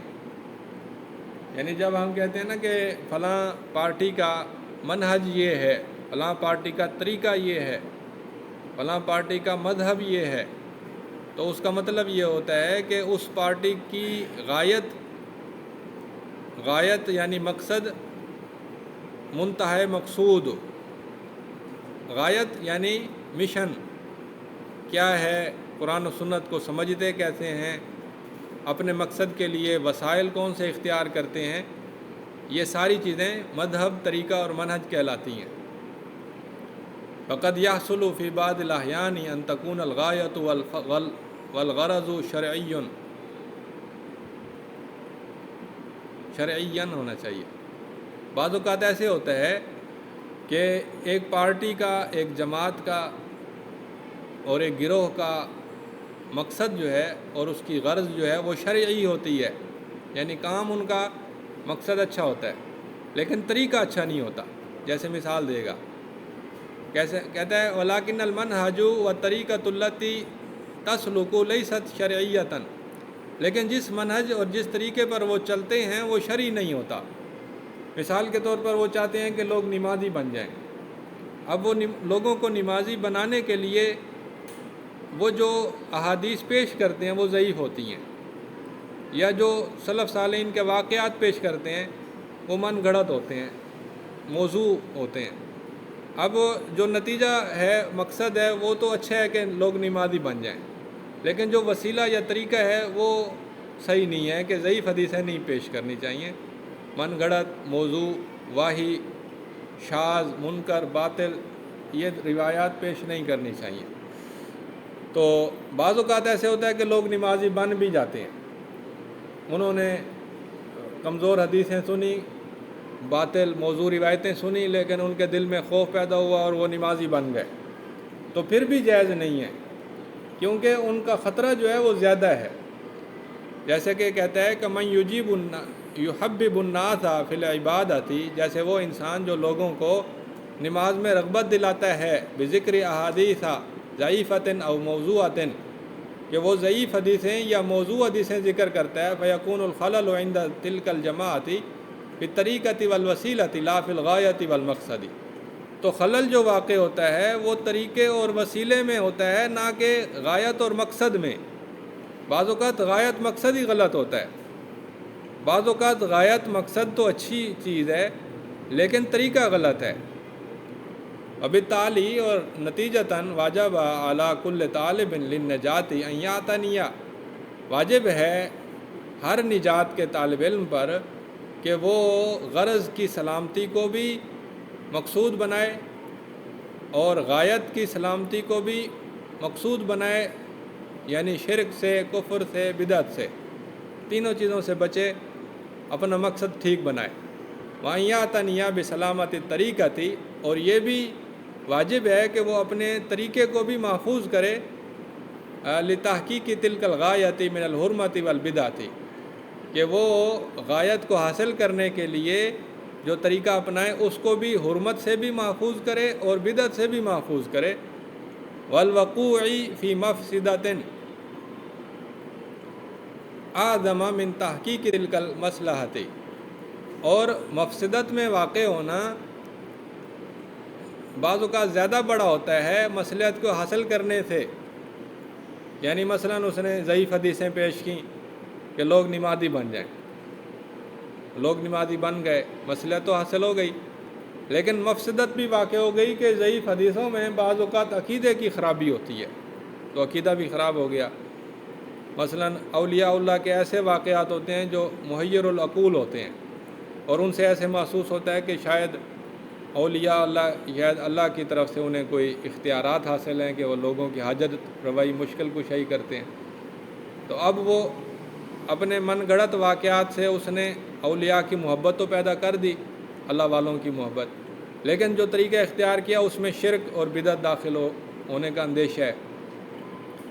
تو ومراعات الضوابط الشرعیۃ، اور ضروری ہے کہ شرعی ضوابط کا خیال رکھا جائے فی تلک الوسائل، ان وسائل کے استعمال کرنے میں، اللہ تعالیٰ اعلم، اور اللہ زیادہ جانتا ہے۔ آخر میں اس نے نقشہ سے سمجھایا ہے، کہتا ہے الافتراق بالرأی او بالسیف، افتراق یا تو رائے کے ساتھ ہوتا ہے یا تلوار کے ساتھ ہوتا ہے۔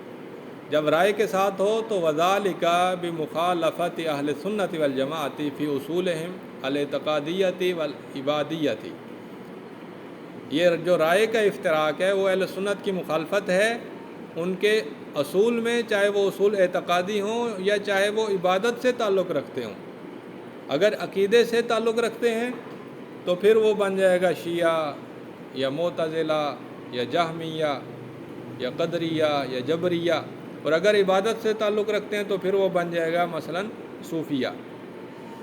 اور اگر بالسیف تلوار کے ساتھ افتراق ہو، وذالک بالخروج علی جماعت المسلمین و امامہم، اور یہ نکلنا ہے مسلمانوں کی جماعت پر یا اور ان کے اماموں پر جو کہ برحق امام ہے، مقاتلاً ایاہم، ان کے ساتھ لڑائی کرتے ہوئے، مفرقاً لجماعتہم، اور ان کی جماعت کو چھوڑتے ہوئے۔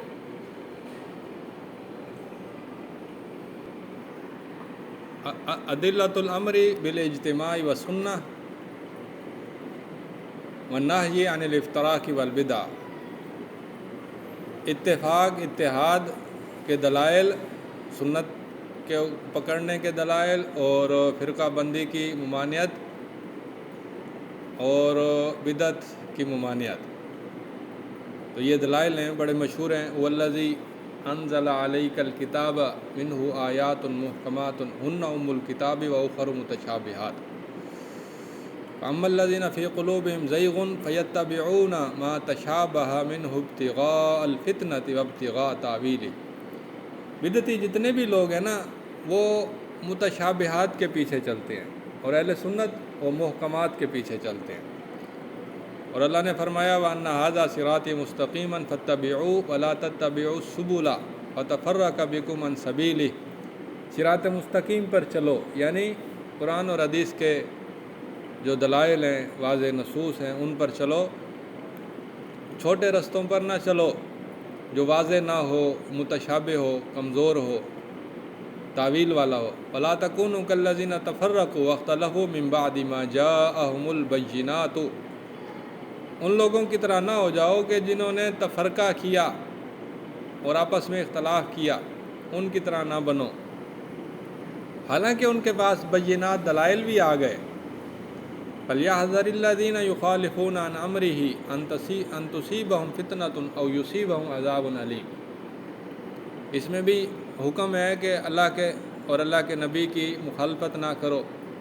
وَمَن يُشَاقِقِ الرَّسُولَ، اس میں بھی حکم ہے کہ رسول کی مخالفت نہ کرو۔ اطیعوا اللہ ورسولہ، اور سنت میں آتا ہے من احدث فی امرنا ھذا ما لیس منہ فہو رد فإن خیر الحدیث کتاب اللہ اوصیکم بتقوی اللہ فعلیکم بسنتی وسنت الخلفاء الراشدین المہدیین من راغب عن سنتی فلیس منی۔ اور سلف صالحین کے اقوال ہیں، یہ سنت کو مضبوطی سے پکڑنا اور بدعت سے بچنے کی یہ احوال ہیں، اقوال ہیں۔ تو آگے ہے وہ جو حدیث مشہور ہے نا کہ 73 فرقے ہوں گے اور ان فرقوں میں سے 72 جہنم میں جائیں گے، ایک جنت میں جائے گا۔ وہ حدیث بڑی اہم ہے، اور اس کے مختلف پہلو ہیں جو عام طور پر لوگوں کو سمجھ نہیں آتے، اور پھر وہ اس حدیث پر شک کرتے ہیں۔ تو اس نے اس کی تھوڑی تشریح کی ہے، بڑی اہم تشریح ہے۔ کہتا ہے کہ حضرت ابو ہریرہ رضی اللہ عنہ کی حدیث ہے، رسول اللہ صلی اللہ علیہ وسلم نے فرمایا کہ یہود وہ 71 یا 72 فرقے بنے، اور نصارہ جو ہیں وہ 71 یا 72 فرقے بنے، تو میری امت 73 میں تقسیم ہوگی۔ یہ ابو داؤد اور ابن ماجہ کی حدیث ہے۔ آگے ابو داؤد کی ایک اور حدیث پیش کی، اور اسی طرح یہ حدیث انس بن مالک، عوف بن مالک، عبداللہ بن عمر بن عاص سے بھی آتی ہے، اور اہل علم کی ایک جماعت نے ان کے اوپر حکم لگایا ہے کہ یہ حدیث صحیح حدیث ہے مجموعی طور پر، جیسا کہ امام ترمذی، امام حاکم، امام ابن تیمیہ، امام ذہبی، امام شاطبی، امام بوصیری، امام ابن حجر، اور آخر میں شیخ البانی، اللہ ان سب پر رحم فرمائے۔ حدیث کا معنی یہ ہے کہ یہ امت، یعنی امت اجابت مراد ہے، امت مسلمہ۔ ایک امت وہ ہوتی ہے جو امت دعوت ہے۔ امت دعوت میں تو ساری دنیا کے لوگ امت ہیں کہ وہ اسلام کے مخاطب ہیں، وہ مراد نہیں ہے۔ اس میں ہے کہ میری امت، یعنی جو مجھے رسول مانتے ہیں، وہ 73 فرقوں میں تقسیم ہوں گے۔ سَيَحْصُلُ لَهَا مِنَ التَّفَرُّقِ فِي الدِّينِ كَمَا حَصَلَ لِأَهْلِ الْكِتَابِ وَالْيَهُودِ۔ ان کو تفرق لاحق ہوگا جیسا کہ اہل کتاب کو لاحق ہوا، جیسے یہودی تفرقے میں مبتلا ہوئے اور ان کے 71 فرقے بن گئے اور نصارہ کے 72 بن گئے، اور یہ امت جو ہے یہ 73 میں تقسیم ہوگی، اور ایک فرقہ اصل پر قائم رہے گا اور باقی جو ہیں وہ بدعت میں داخل ہو جائیں گے۔ ایک فرقہ نبی صلی اللہ علیہ وسلم اور صحابہ کے طریقے پر چمٹا رہے گا، اور وہ بدعت میں داخل نہیں ہوں گے، اور ان کو جماعت قرار دیا گیا اور وہ حق پر قائم رہیں گے۔ باقی فرقے وہ اصل سے الگ ہو جائیں گے بدعت کے ساتھ، واستحقت بذلک الوعید بالنار، اور وہ جہنم کی وعید کے مستحق ٹھہریں گے، جیسا کہ فرمایا کلھا فی النار، وہ سب جہنم میں جائیں گے۔ لا یعنی اس کا یہ مطلب نہیں کہ التخلید کہ وہ ہمیشہ جہنم میں رہیں گے۔ بات سمجھ آ رہی ہے؟ بڑی قیمتی بات ہے جو عام لوگ نہیں سمجھاتے۔ جو 72 فرقے جہنم میں جائیں گے وہ ہمیشہ جہنم میں نہیں رہیں گے۔ لا یعنی التخلید، اگر تو وہ کفر سے پاک ہیں اور شرک سے پاک ہیں تو بالآخر وہ جہنم سے نکل آئیں گے۔ وَإِنَّمَا عَلَى جِهَةِ الْوَعِيدِ كَأَصْحَابِ الْكَبَائِرِ مِنَ الذُّنُوبِ، اس حدیث کا معنی یہ ہے کہ وعید سنائی گئی جیسا کہ کبیرہ گناہ کرنے والوں کو وعید سنائی جاتی ہے کہ تم جہنم میں جاؤ گے، اس کا یہ مطلب نہیں کہ ہمیشہ کے لیے۔ وَلِذَلِكَ أَخْبَرَ النَّبِيُّ صلی اللہ علیہ وسلم، اسی لیے نبی صلی اللہ علیہ وسلم نے خبر دی أَنَّهُم مِّنْ أُمَّتِهِ، کہ یہ جو 72 فرقے ہیں یہ آپ کی امت میں سے ہیں۔ وَأَنَّهُم مِّنْ أَهْلِ هَذِهِ الْمِلَّةِ، اور وہ اس ملت کا حصہ ہیں، امت اسلام کا حصہ ہیں۔ وَلَوْ كَانُوا كُفَّارًا لَصَلَبَهُمْ صلی اللہ علیہ وسلم هَذَا الْوَصْفَ، اگر وہ کافر ہوتے تو نبی صلی اللہ علیہ وسلم ان کو یہ نہ کہتے کہ میری امت کے لوگ ہیں، پھر ان کا یہ وصف چھین لیتے۔ وَأَمَّا مَنْ طَعَنَ فِي صِحَّةِ الْحَدِيثِ مِنْ نَاحِيَةِ مَتْنِهِ، اور جو شخص طعن کرتا ہے اس حدیث کی صحت میں اس کے متن کے اعتبار سے، وَخَاصَّةً قَوْلُهُ صلی اللہ علیہ وسلم، اور خاص طور پر آپ کا یہ فرمان کہ كُلُّهَا فِي النَّارِ إِلَّا وَاحِدَةً، کہ سب کے سب جہنمی ہیں سوائے ایک کے۔ وَجَعَلَ فِي ذَلِكَ مُنَافَاةً لِلْفَضَائِلِ الْكَثِيرَةِ الَّتِي اختص اللہ بها الأمة الإسلامیۃ، خاص طور پر وہ سمجھتا ہے کہ ایک نبی صلی اللہ علیہ وسلم کی امت تو برکتوں والی فضیلتوں والی امت ہے، تو یہ کیسے ہو سکتا ہے کہ اللہ اس امت کو جہنم میں ڈال دے، اس کے 72 فرقے جہنم میں ڈال دے، یہ کیسے ہو سکتا ہے؟ تو فَإِنَّ هَذَا الْإِشْكَالَ مَدْفُوعٌ مِّن وَجُوهٍ كَثِيرَةٍ مِّنْهَا، اس اشکال کو دور کیا جائے گا درج ذیل وجوہات سے۔ یعنی جو سمجھتا ہے کہ یہ حدیث ضعیف ہے کیونکہ امت کا اتنا بڑا گروہ 72 فرقے جہنم میں چلے جائیں، یہ کیسے ہو سکتا ہے؟ نہیں ہو سکتا، کیونکہ نبی صلی اللہ علیہ وسلم کی امت ایسی نہیں ہو سکتی کہ جہنم میں جائے۔ تو وہ اس کا جواب دیتا ہے کہ 72 فرقوں کا یہ مطلب ہے کہ ان الحکم علیہم بالنار من باب الوعید للتخلید، کہ ان پر جو جہنم کا حکم لگایا گیا ہے یہ وعید کے باب سے ہے، نہ کہ تخلید کے باب سے ہے۔ جیسے بعض حدیثوں میں آتا ہے کہ ایسا کرو گے تو جہنم میں جاؤ گے، تو مطلب یہ نہیں ہوتا کہ ہمیشہ کے لیے۔ دوسرا حکم یہ ہے کہ ان الفرق المتواعدۃ بالنار رغم کثرتها ووصولها الى 72 فرقۃ، کہ وہ فرقے جن کو جہنم کی وعید سنائی گئی ہے وہ اپنی کثرت کے باوجود اور 72 کی تعداد کو پہنچنے کے باوجود فإنها لا تصل إلى كثرة عدد من هم من أهل الفرقة الناجية، وہ پھر بھی مجموعی طور پر وہ فرقہ ناجیہ کی تعداد کو نہیں پہنچتے۔ بات سمجھ آئیے کہ جو 72 فرقے ہیں، ہر فرقے کے گروہ تھوڑے تھوڑے ہیں، مرجیہ تھوڑے ہیں، قدریہ تھوڑے ہیں، جبریہ تھوڑے ہیں، معتزلہ تھوڑے ہیں، اور جو اہل سنت ہیں وہ تو بہت بڑی تعداد ہے، اہل سواد اعظم ہیں۔ تو 72 فرقوں کے لوگ سارے مل کر بھی اتنے نہیں بنتے جتنا ایک اہل سنت کے اتنے زیادہ بن جاتے ہیں۔ اس لیے یہ کہنا کہ جی اتنی بڑی امت جہنم میں جائے کیسے ہو سکتا ہے، یہ کوئی بات نہیں ہے۔ تیسرا نمبر کہتا ہے کہ انہ قد یکون من ہوا من اتباع الفرق المتواعدۃ معذور، بعض اوقات ایسے ہوتا ہے کہ وہ فرقے جن کو جہنم کی وعید دی گئی ہے ان کے پیروکار معذور ہوتے ہیں، یعنی ان کا عذر قابل قبول ہوتا ہے۔ مثال کے طور پر مسلمانوں میں بعض وہ ہیں جو قبروں پر سجدہ کرتے ہیں، تو ظاہر ہے کہ یہ اس پر تو وعید ہے، لیکن وہ ہو سکتا ہے معذور ہو بتاویل او شبہۃ او جہل، یا تو کسی تعویل کے ساتھ یا شبہ کے ساتھ یا جہالت کے ساتھ، او غیر ذالک، یا اس کے علاوہ۔ ہم کہہ سکتے ہیں کہ ممکن ہے کہ وہ جاہل ہو، کہ جس گھرانے میں پیدا ہوا اس گھرانے میں اس نے یہی دیکھا قبروں کو سجدہ کرتے ہوئے، تو وہ ان کے ساتھ مل گیا، تو جاہل ہو، اسے پتہ ہی نہ چلا ہو، اسے دین کی دعوت پہنچی نہ ہو، یا ہو سکتا ہے کہ اسے کوئی شبہ لاحق ہو کہ یہ سجدہ تعظیمی ہے، سجدہ عبادت والا نہیں ہے، ہو سکتا ہے کہ وہ کوئی تعویل کرتا ہو۔ تو یہ 3 وجوہات ہیں جن کی وجہ سے 72 فرقے جہنم میں جائیں گے، لیکن پھر بھی وہ کچھ نہ کچھ اسلامی دائرے میں داخل ہونے کے مستحق ہیں، اس کی وہ تشریح کر رہے ہیں۔ ہاں جی، اس کو دہرائیں۔ الرحمن الرحیم۔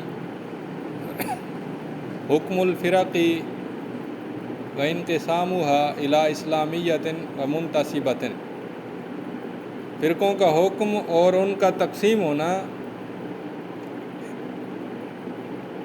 اسلامی فرقوں کی طرف اور اسلام کی طرف منسوب فرقوں کی طرف، یعنی فرقوں کی 2 قسمیں ہیں، ایک وہ جو دائرہ اسلام میں داخل ہیں اور ایک وہ جو دائرہ اسلام سے خارج ہیں لیکن اسلام کی طرف منسوب ہیں۔ تو انقسم الناس فی الحکم علی الفرق الی 3 اقسام، فرقوں پر حکم لگانے کے معاملے میں لوگ 3 اقسام پر تقسیم ہوئے ہیں۔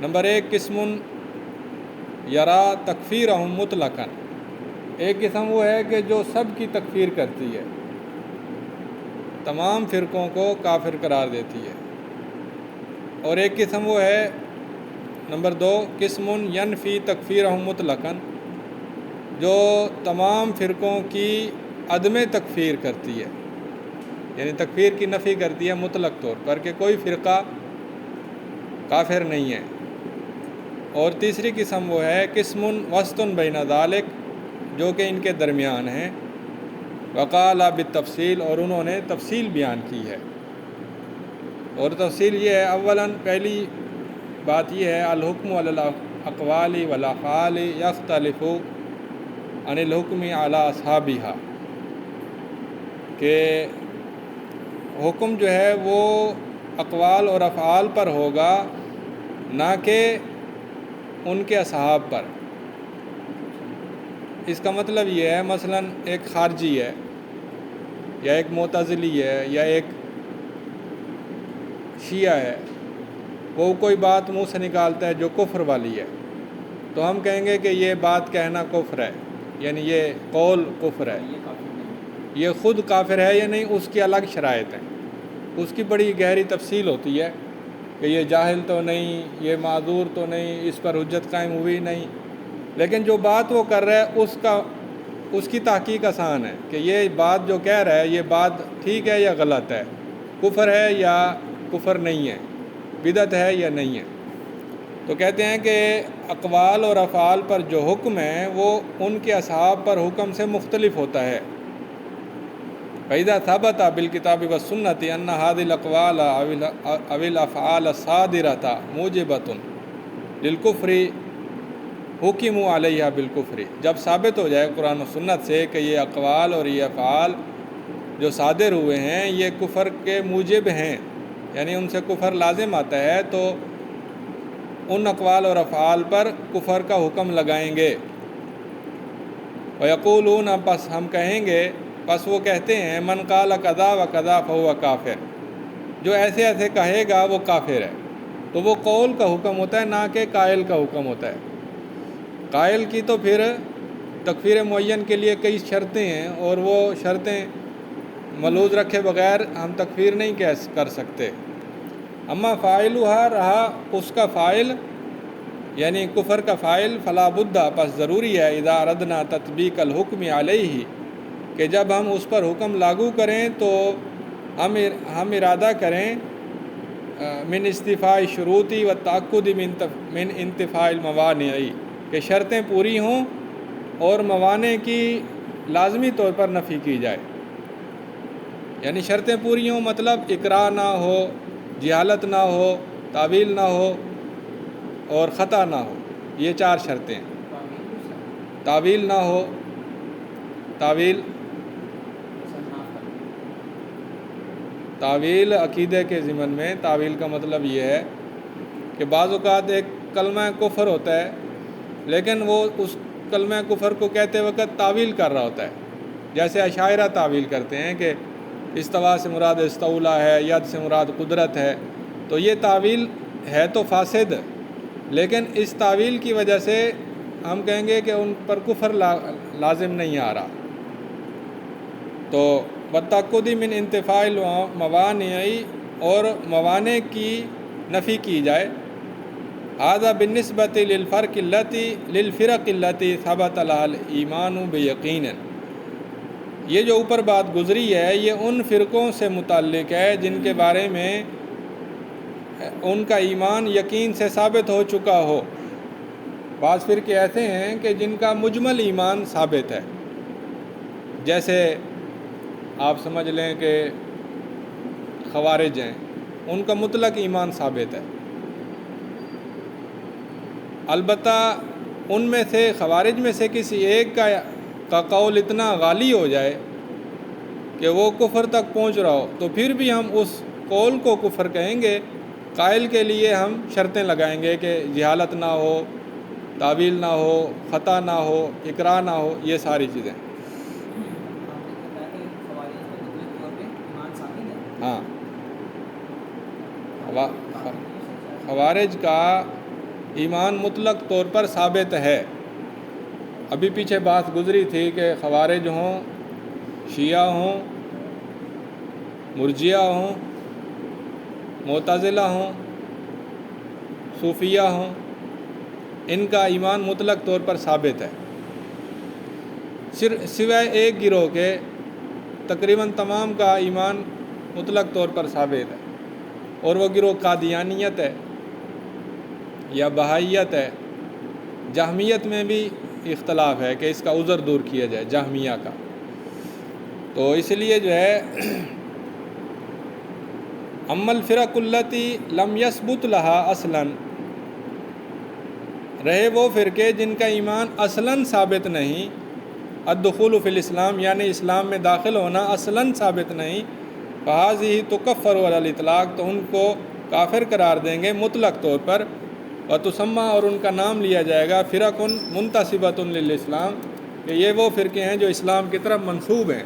یہ بات ہم نے پہلے کی ہے کہ وہ جو فرقے ہیں ان کی ایک لسٹ بھی اس نے ہمیں بتائی تھی کہ یہ لوگ جو ہے نا یہ اسلام سے خارج ہیں لیکن اسلام کی طرف منسوب ہوتے ہیں، کہ مسلمانوں کے اندر وہ موجود ہوتے ہیں۔ تو اس نے وہ ایک فہرست بھی بتائی تھی جس کے اندر اس نے بتایا تھا کہ اسماعیلیہ ہیں، دروزیہ ہیں، بہائیہ ہیں، اور اس طرح کے اس نے ایک پوری لسٹ بتائی تھی۔ تو بہرحال یہ دیکھیں یہاں پر یہ الفرق، فرق کی پچھلی بات ہے کہ فالبدعۃ ان کانت مکفرۃ کبدعۃ النصیریۃ والدروزی والبابیۃ والبہائیۃ والقادیانیۃ فہذہ فرق خارجۃ عن الاسلام، اور وہ جو غیر مکفرہ ہیں کبدعۃ الاشاعرۃ والزیدیۃ والماتریدیۃ والخوارج والمرجیۃ، یہ بات پیچھے گزر چکی ہے صفحہ نمبر 10 پہ۔ تو ثانیاً کہتا ہے کہ جی بالنسبت للفرق فإنها تقسم على العموم لا على الافراد كالتالي، دوسری بات یہ ہے کہ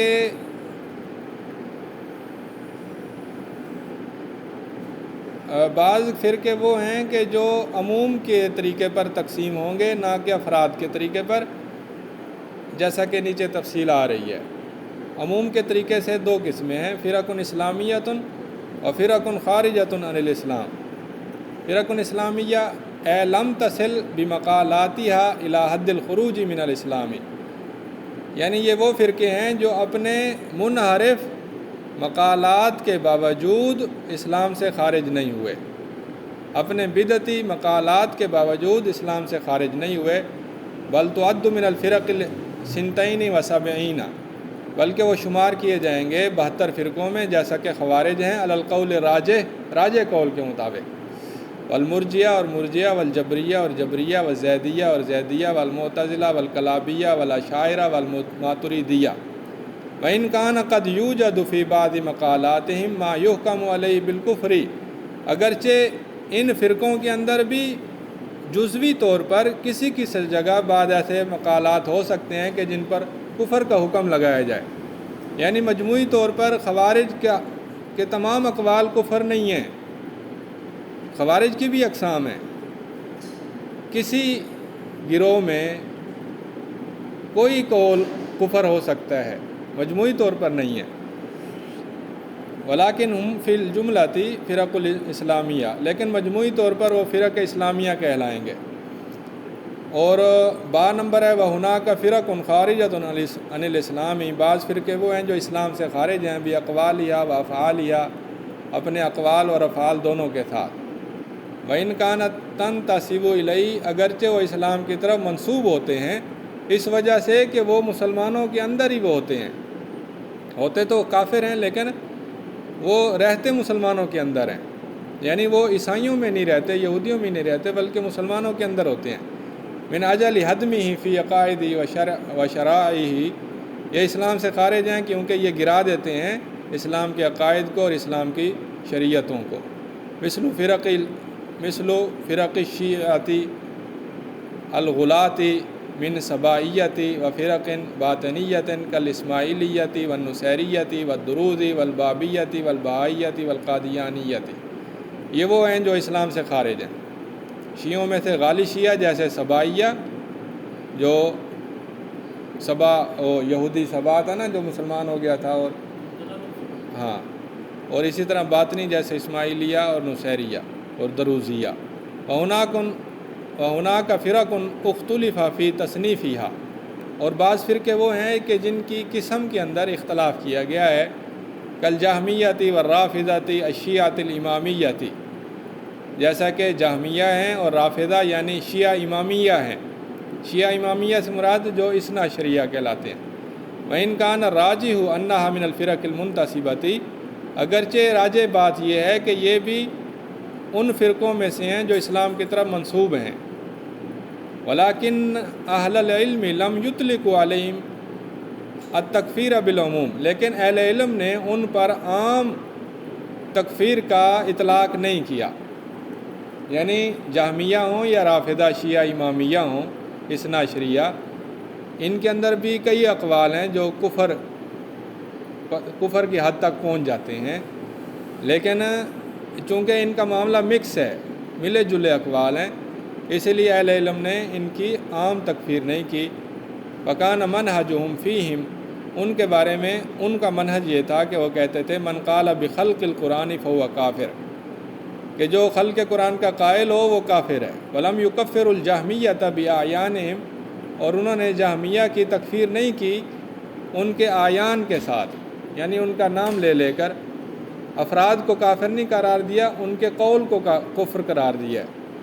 وَكَذَلِكَ مَعَ الرَّافِضَةِ، اسی طرح سے رافضیوں کے بارے میں ہے۔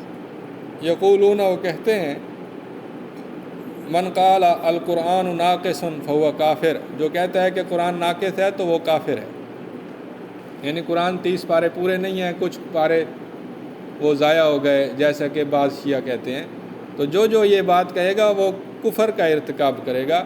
لیکن ولم یکفر الرافضۃ بأعیانہم، لیکن انہوں نے عام روافض کو ان کے تمام افراد سمیت کافر قرار نہیں دیا۔ واللہ تعالی عالم، اور اللہ زیادہ جانتے ہیں۔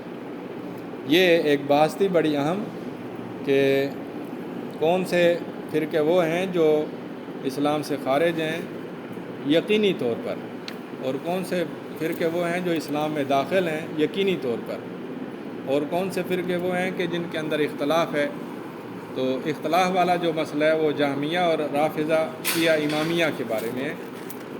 اس سے پہلے ایک اور بحث بھی پیچھے گزری ہے کہ بعض فرقے وہ ہیں کہ جن کے کافر نہ ہونے پر اتفاق ہے لیکن ان کے بدعتی ہونے میں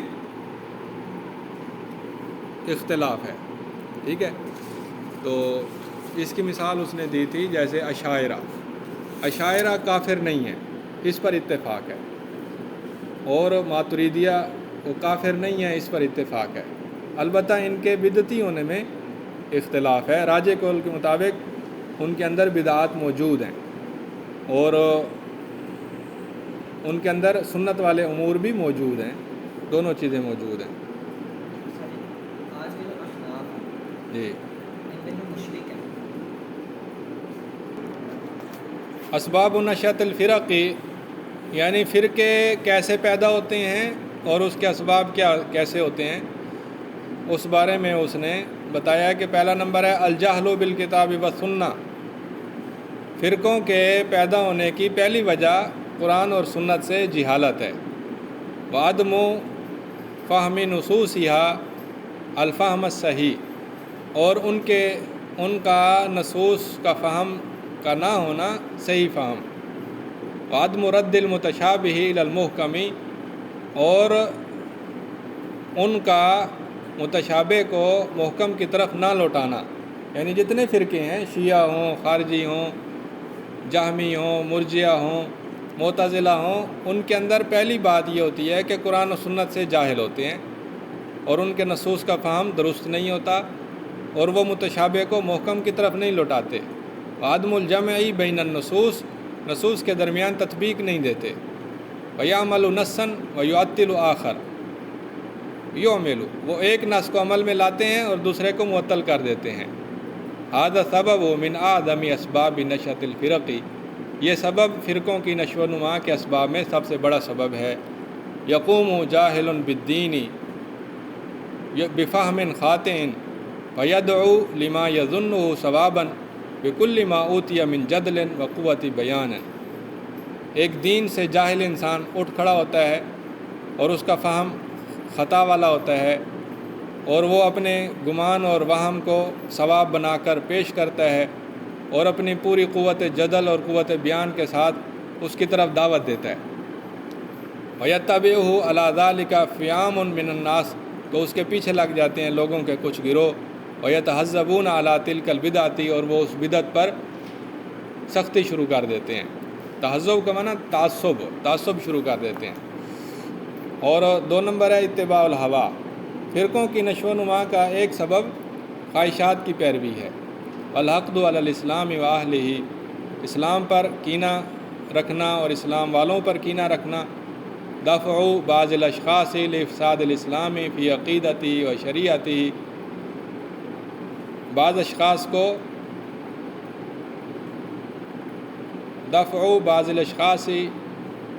اشخاص کا دفاع کرنا یا کوشش کرنا لافساد الاسلام فی عقیدتی و شریعتی،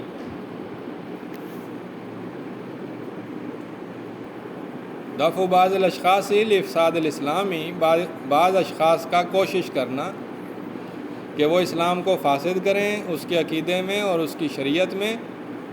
ودع الناس، وہ لوگوں کو دعوت دیتے ہیں لتلک البدع، ان بدعات کے لیے، مخادعا لہم، ان کو دھوکہ دیتے ہوئے، بانہ الاسلام الحقیقی المصفی، کہ یہ اصل حقیقی اسلام ہے اور یہ صاف ستھرا خالص اسلام ہے، حالانکہ وہ خواہش نفس کی پیروی ہوتی ہے یا اسلام کا کینہ ہوتا ہے، اسلام کے خلاف کینہ ہوتا ہے، یا پھر اسلام کے اندر خرابی پیدا کرنے کی کوشش ہوتی ہے۔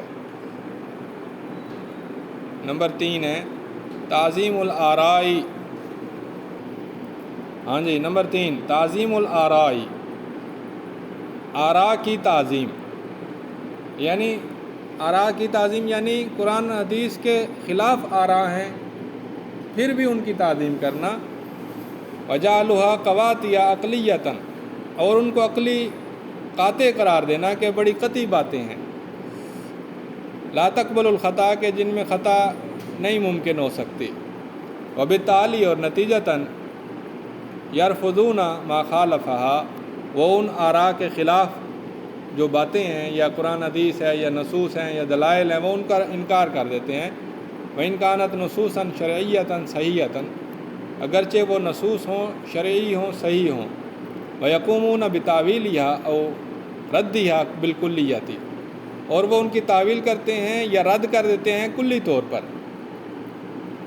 یعنی یہ تیسری وجہ تھی کہ آراء کی تعظیم کرنا، کسی خاص بدعت کے امام کی آراء ہوں، کسی خاص شخصیت کی آراء ہوں، ان کو بہت زیادہ درجہ دینا۔ نمبر 4 الخضوع تحت المؤثرات المعادیۃ للاسلام، اسلام کے جو خلاف، اسلام کے ساتھ دشمنی کرنے والے جو مؤثرات ہیں ان کے تحت چل پڑنا، جھک جانا۔ اول مخالفت لہو، یا جو اسلام کے مخالف ہیں، یا تو اسلام دشمن ہیں یا اسلام مخالف ہیں، ان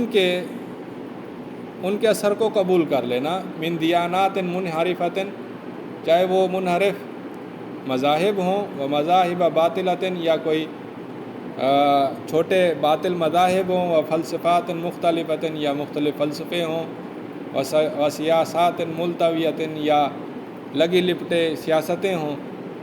فیتشرب بعض الافراد تلک الافکار، تو بعض لوگ ان افکار کو ہضم کر لیتے ہیں، اختیار کر لیتے ہیں۔ وَيَقُومُونَ بِالدِّعَایَةِ، اور وہ کھڑے ہوتے ہیں پروپیگنڈے کے ساتھ۔ دعایہ کا معنی پروپیگنڈا۔ وَالتَّرْوِیجِ لَہَا، اور اس کو ترویج دینے کے ساتھ کھڑے ہوتے ہیں۔ بین اہل الاسلام، اہل اسلام کے درمیان۔ بن بہار عجیب، عجیب چکا چوند ہونے کے ساتھ۔ وتاثر غریب، اور عجیب متاثر ہونے کے ساتھ۔ ٹھیک ہے، تو یہ 4 وجوہات تھیں جو بڑی بڑی وجوہات ہیں۔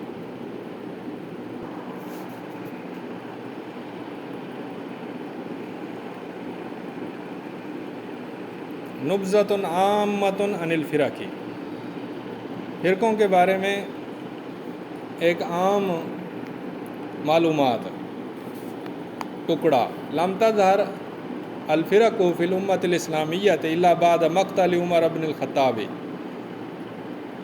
مسلمانوں کے اندر فرقے ظاہر نہیں ہوئے مگر حضرت عمر بن خطاب رضی اللہ عنہ کی شہادت کے بعد۔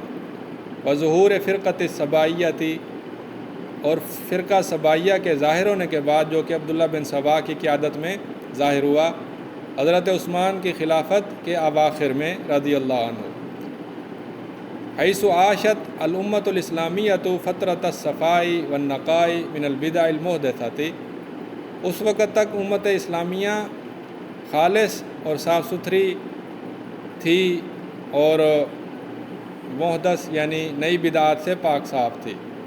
وقد ظہر فی عہد النبی صلی اللہ علیہ وسلم بعض مظاہر البدع، نبی صلی اللہ علیہ وسلم کے زمانے میں بھی کچھ بدعتیں ظاہر ہوئی تھیں۔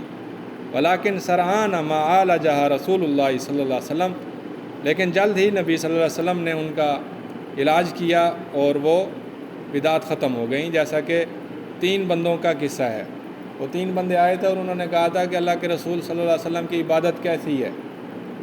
حضرت عائشہ نے بتایا رضی اللہ عنہ، انہوں نے کہا جی ہم آئندہ سے گھر جائیں گے تو اب ہم نکاح نہیں کریں گے، ساری رات عبادت کریں گے، کبھی افطار نہیں کریں گے۔ تو نبی صلی اللہ علیہ وسلم نے انہیں واپس بلا کر سمجھایا تھا۔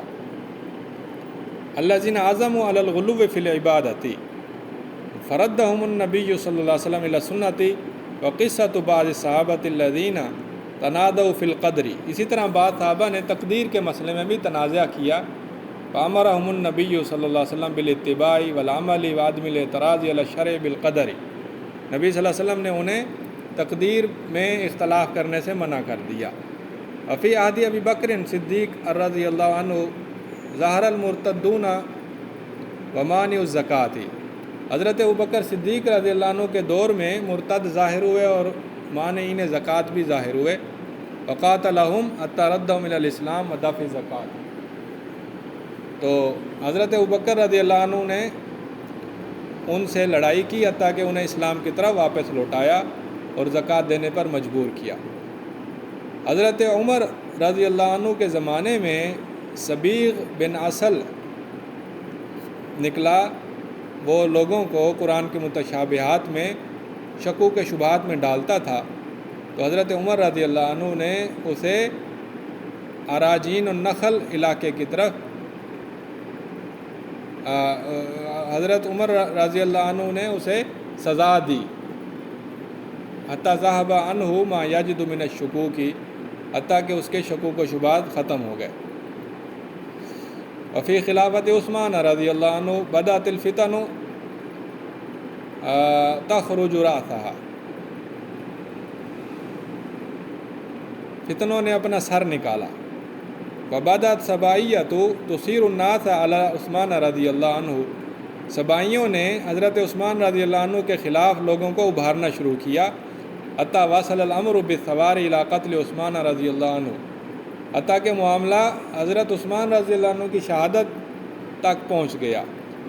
اسی طرح حضرت علی رضی اللہ عنہ کے زمانے میں سن 37 ہجری کے اندر خوارج کا فرقہ ظاہر ہوا. یہ ایک منظم قیادت میں تھا اور اس کی جو فکری نشاطات تھیں وہ شیعہ سبائی سے زیادہ تھیں. اور پھر اس کے بعد فرقوں کا ظہور مسلسل ہونے لگا. تو پہلی صدی ہجری ختم نہیں ہوئی تھی کہ قدریہ بھی ظاہر ہو گئے اور ان کے پیچھے مرجیہ بھی ظاہر ہو گئے. اور پہلے 2 سال وما بین عامی 100 سے 150 کے درمیان جو سال گزرے ہیں اس میں جہمیہ بھی ظاہر ہو گئے، مجسمہ بھی ظاہر ہو گئے، پھر کلابیہ فرقہ بھی ظاہر ہو گیا، اور معتزلہ اور اشعریہ اور کرامیہ اور ماتریدیہ یہ سب ظاہر ہو گئے. وقت بادہ من قبل الغلو فی العبادتی، وقت بادہ من قبل الغلو فی العبادتی، اس سے پہلے عبادات میں غلو بھی شروع ہو چکا تھا. والانقطاع الکلی عن الدنیا، اور دنیا سے کلی علیحدگی کا تصور بھی شروع ہو چکا تھا. وکان ہؤلاء بیعۃ حزبۃ لظہور فکر التصوف المنحرف القائم علی فکرت وحدت الوجود. اور جب دنیا سے علیحدگی کا تصور اور عبادات میں غلو کے تصور قائم ہوئے نا، تو پھر ایک ایسی سرسبز فضا قائم ہو گئی کہ جس سے منحرف تصوف کا فکر جو ہے وہ ظاہر ہوا، اور جو قائم تھا وحدت الوجود کے فکر پر. یعنی 1-2 صدیوں کے بعد پھر یہ وجودی تصورات بھی شروع ہو گئے. لقد کان لتلک الفرق اثر بالغ فی تفتیت وحدت الامت الاسلامیہ، ان فرقوں کا امت اسلامیہ کی وحدت کے ختم ہونے میں بڑا گہرا اثر تھا. اذہاب قوتہا، اور اس امت اسلامیہ کی قوت کے چلے جانے میں گہرا اثر تھا. رغم قلت اتباعہا، اگرچہ ان فرقوں کے پیروکار جو تھے وہ بہت تھوڑے تھے. بجانب اتباع الفرق الناجیہ، فرقۃ الناجیہ، بنسبت فرقہ ناجیہ کے پیروکاروں کے ان کی تعداد تھوڑی تھی لیکن ان کا اثر بہت زیادہ ظاہر ہوا. وہ اہم مسائل جن میں امت نے افتراء کیا وہ یہ ہیں: اسماء و احکام، صفات، قضاء و قدر، امامیہ، امامت اور صحابہ، زہد، عبادت اور ذکر. یہ ان کے متعلقہ فرقوں کے نام انہوں نے بتائے ہیں. اس کے بعد کہتا ہے کہ فرقوں میں جو بڑی بڑی کتابیں لکھی گئیں وہ 2 قسم کی ہیں. بعض وہ ہیں کہ جو ایک مسئلے پر الگ الگ لکھی گئیں، جیسے الرد علی الجہمیہ، امام احمد بن حنبل کی ہے، امام دارمی کی ہے. بعض وہ ہیں کہ جو بڑے فرقوں پر مجموعی کتابیں، بڑی کتابیں لکھی گئیں، جیسا کہ مقالات الاسلامیین ہے اور اس کے علاوہ دیگر ہیں. تو بڑی کتابیں وہ یہ ہیں: مقالات الاسلامیین ابو الحسن اشعری کی ہے، التنبیہ والرد للملتی کی ہے، الفرق بین الفرق عبد القاہر بغدادی کی ہے، الفصل فی الملل والنحل ابن حزم کی ہے، التبصیر اسفرائینی کی ہے، الملل والنحل شہرستانی کی ہے. یہ مختلف ہیں. اور اس کے بعد 7 سے لے کر 10 تک وہ ہیں جو آج کل کے دور میں لکھی گئی ہیں. اس کے بعد بڑی کتابیں مختلف موضوعات پر، جہمیہ پر، معتزلہ پر، کلابیہ پر، اشاعرہ پر، ماتریدیہ پر، شیعہ پر، اسماعیلیہ، نصیریہ، دروز، بابیہ، بہائیہ، قادیانیہ، حرکات باطنیہ فی امریکہ، قرآنیون یعنی منکرین حدیث، یہ دکتور خادم بخشاں یہ بر صغیر کے ہیں. تیجانیہ اور تصوف پر احسان الہی ظہیر اور دیگر علماء نے لکھی ہیں. خوارج پر لکھی ہیں، عباضیہ پر، جماعت التکفیر والہجرہ پر لکھی ہے، مرجیہ پر، زیدیہ پر. تو یہ ہمارا موضوع ختم ہوا.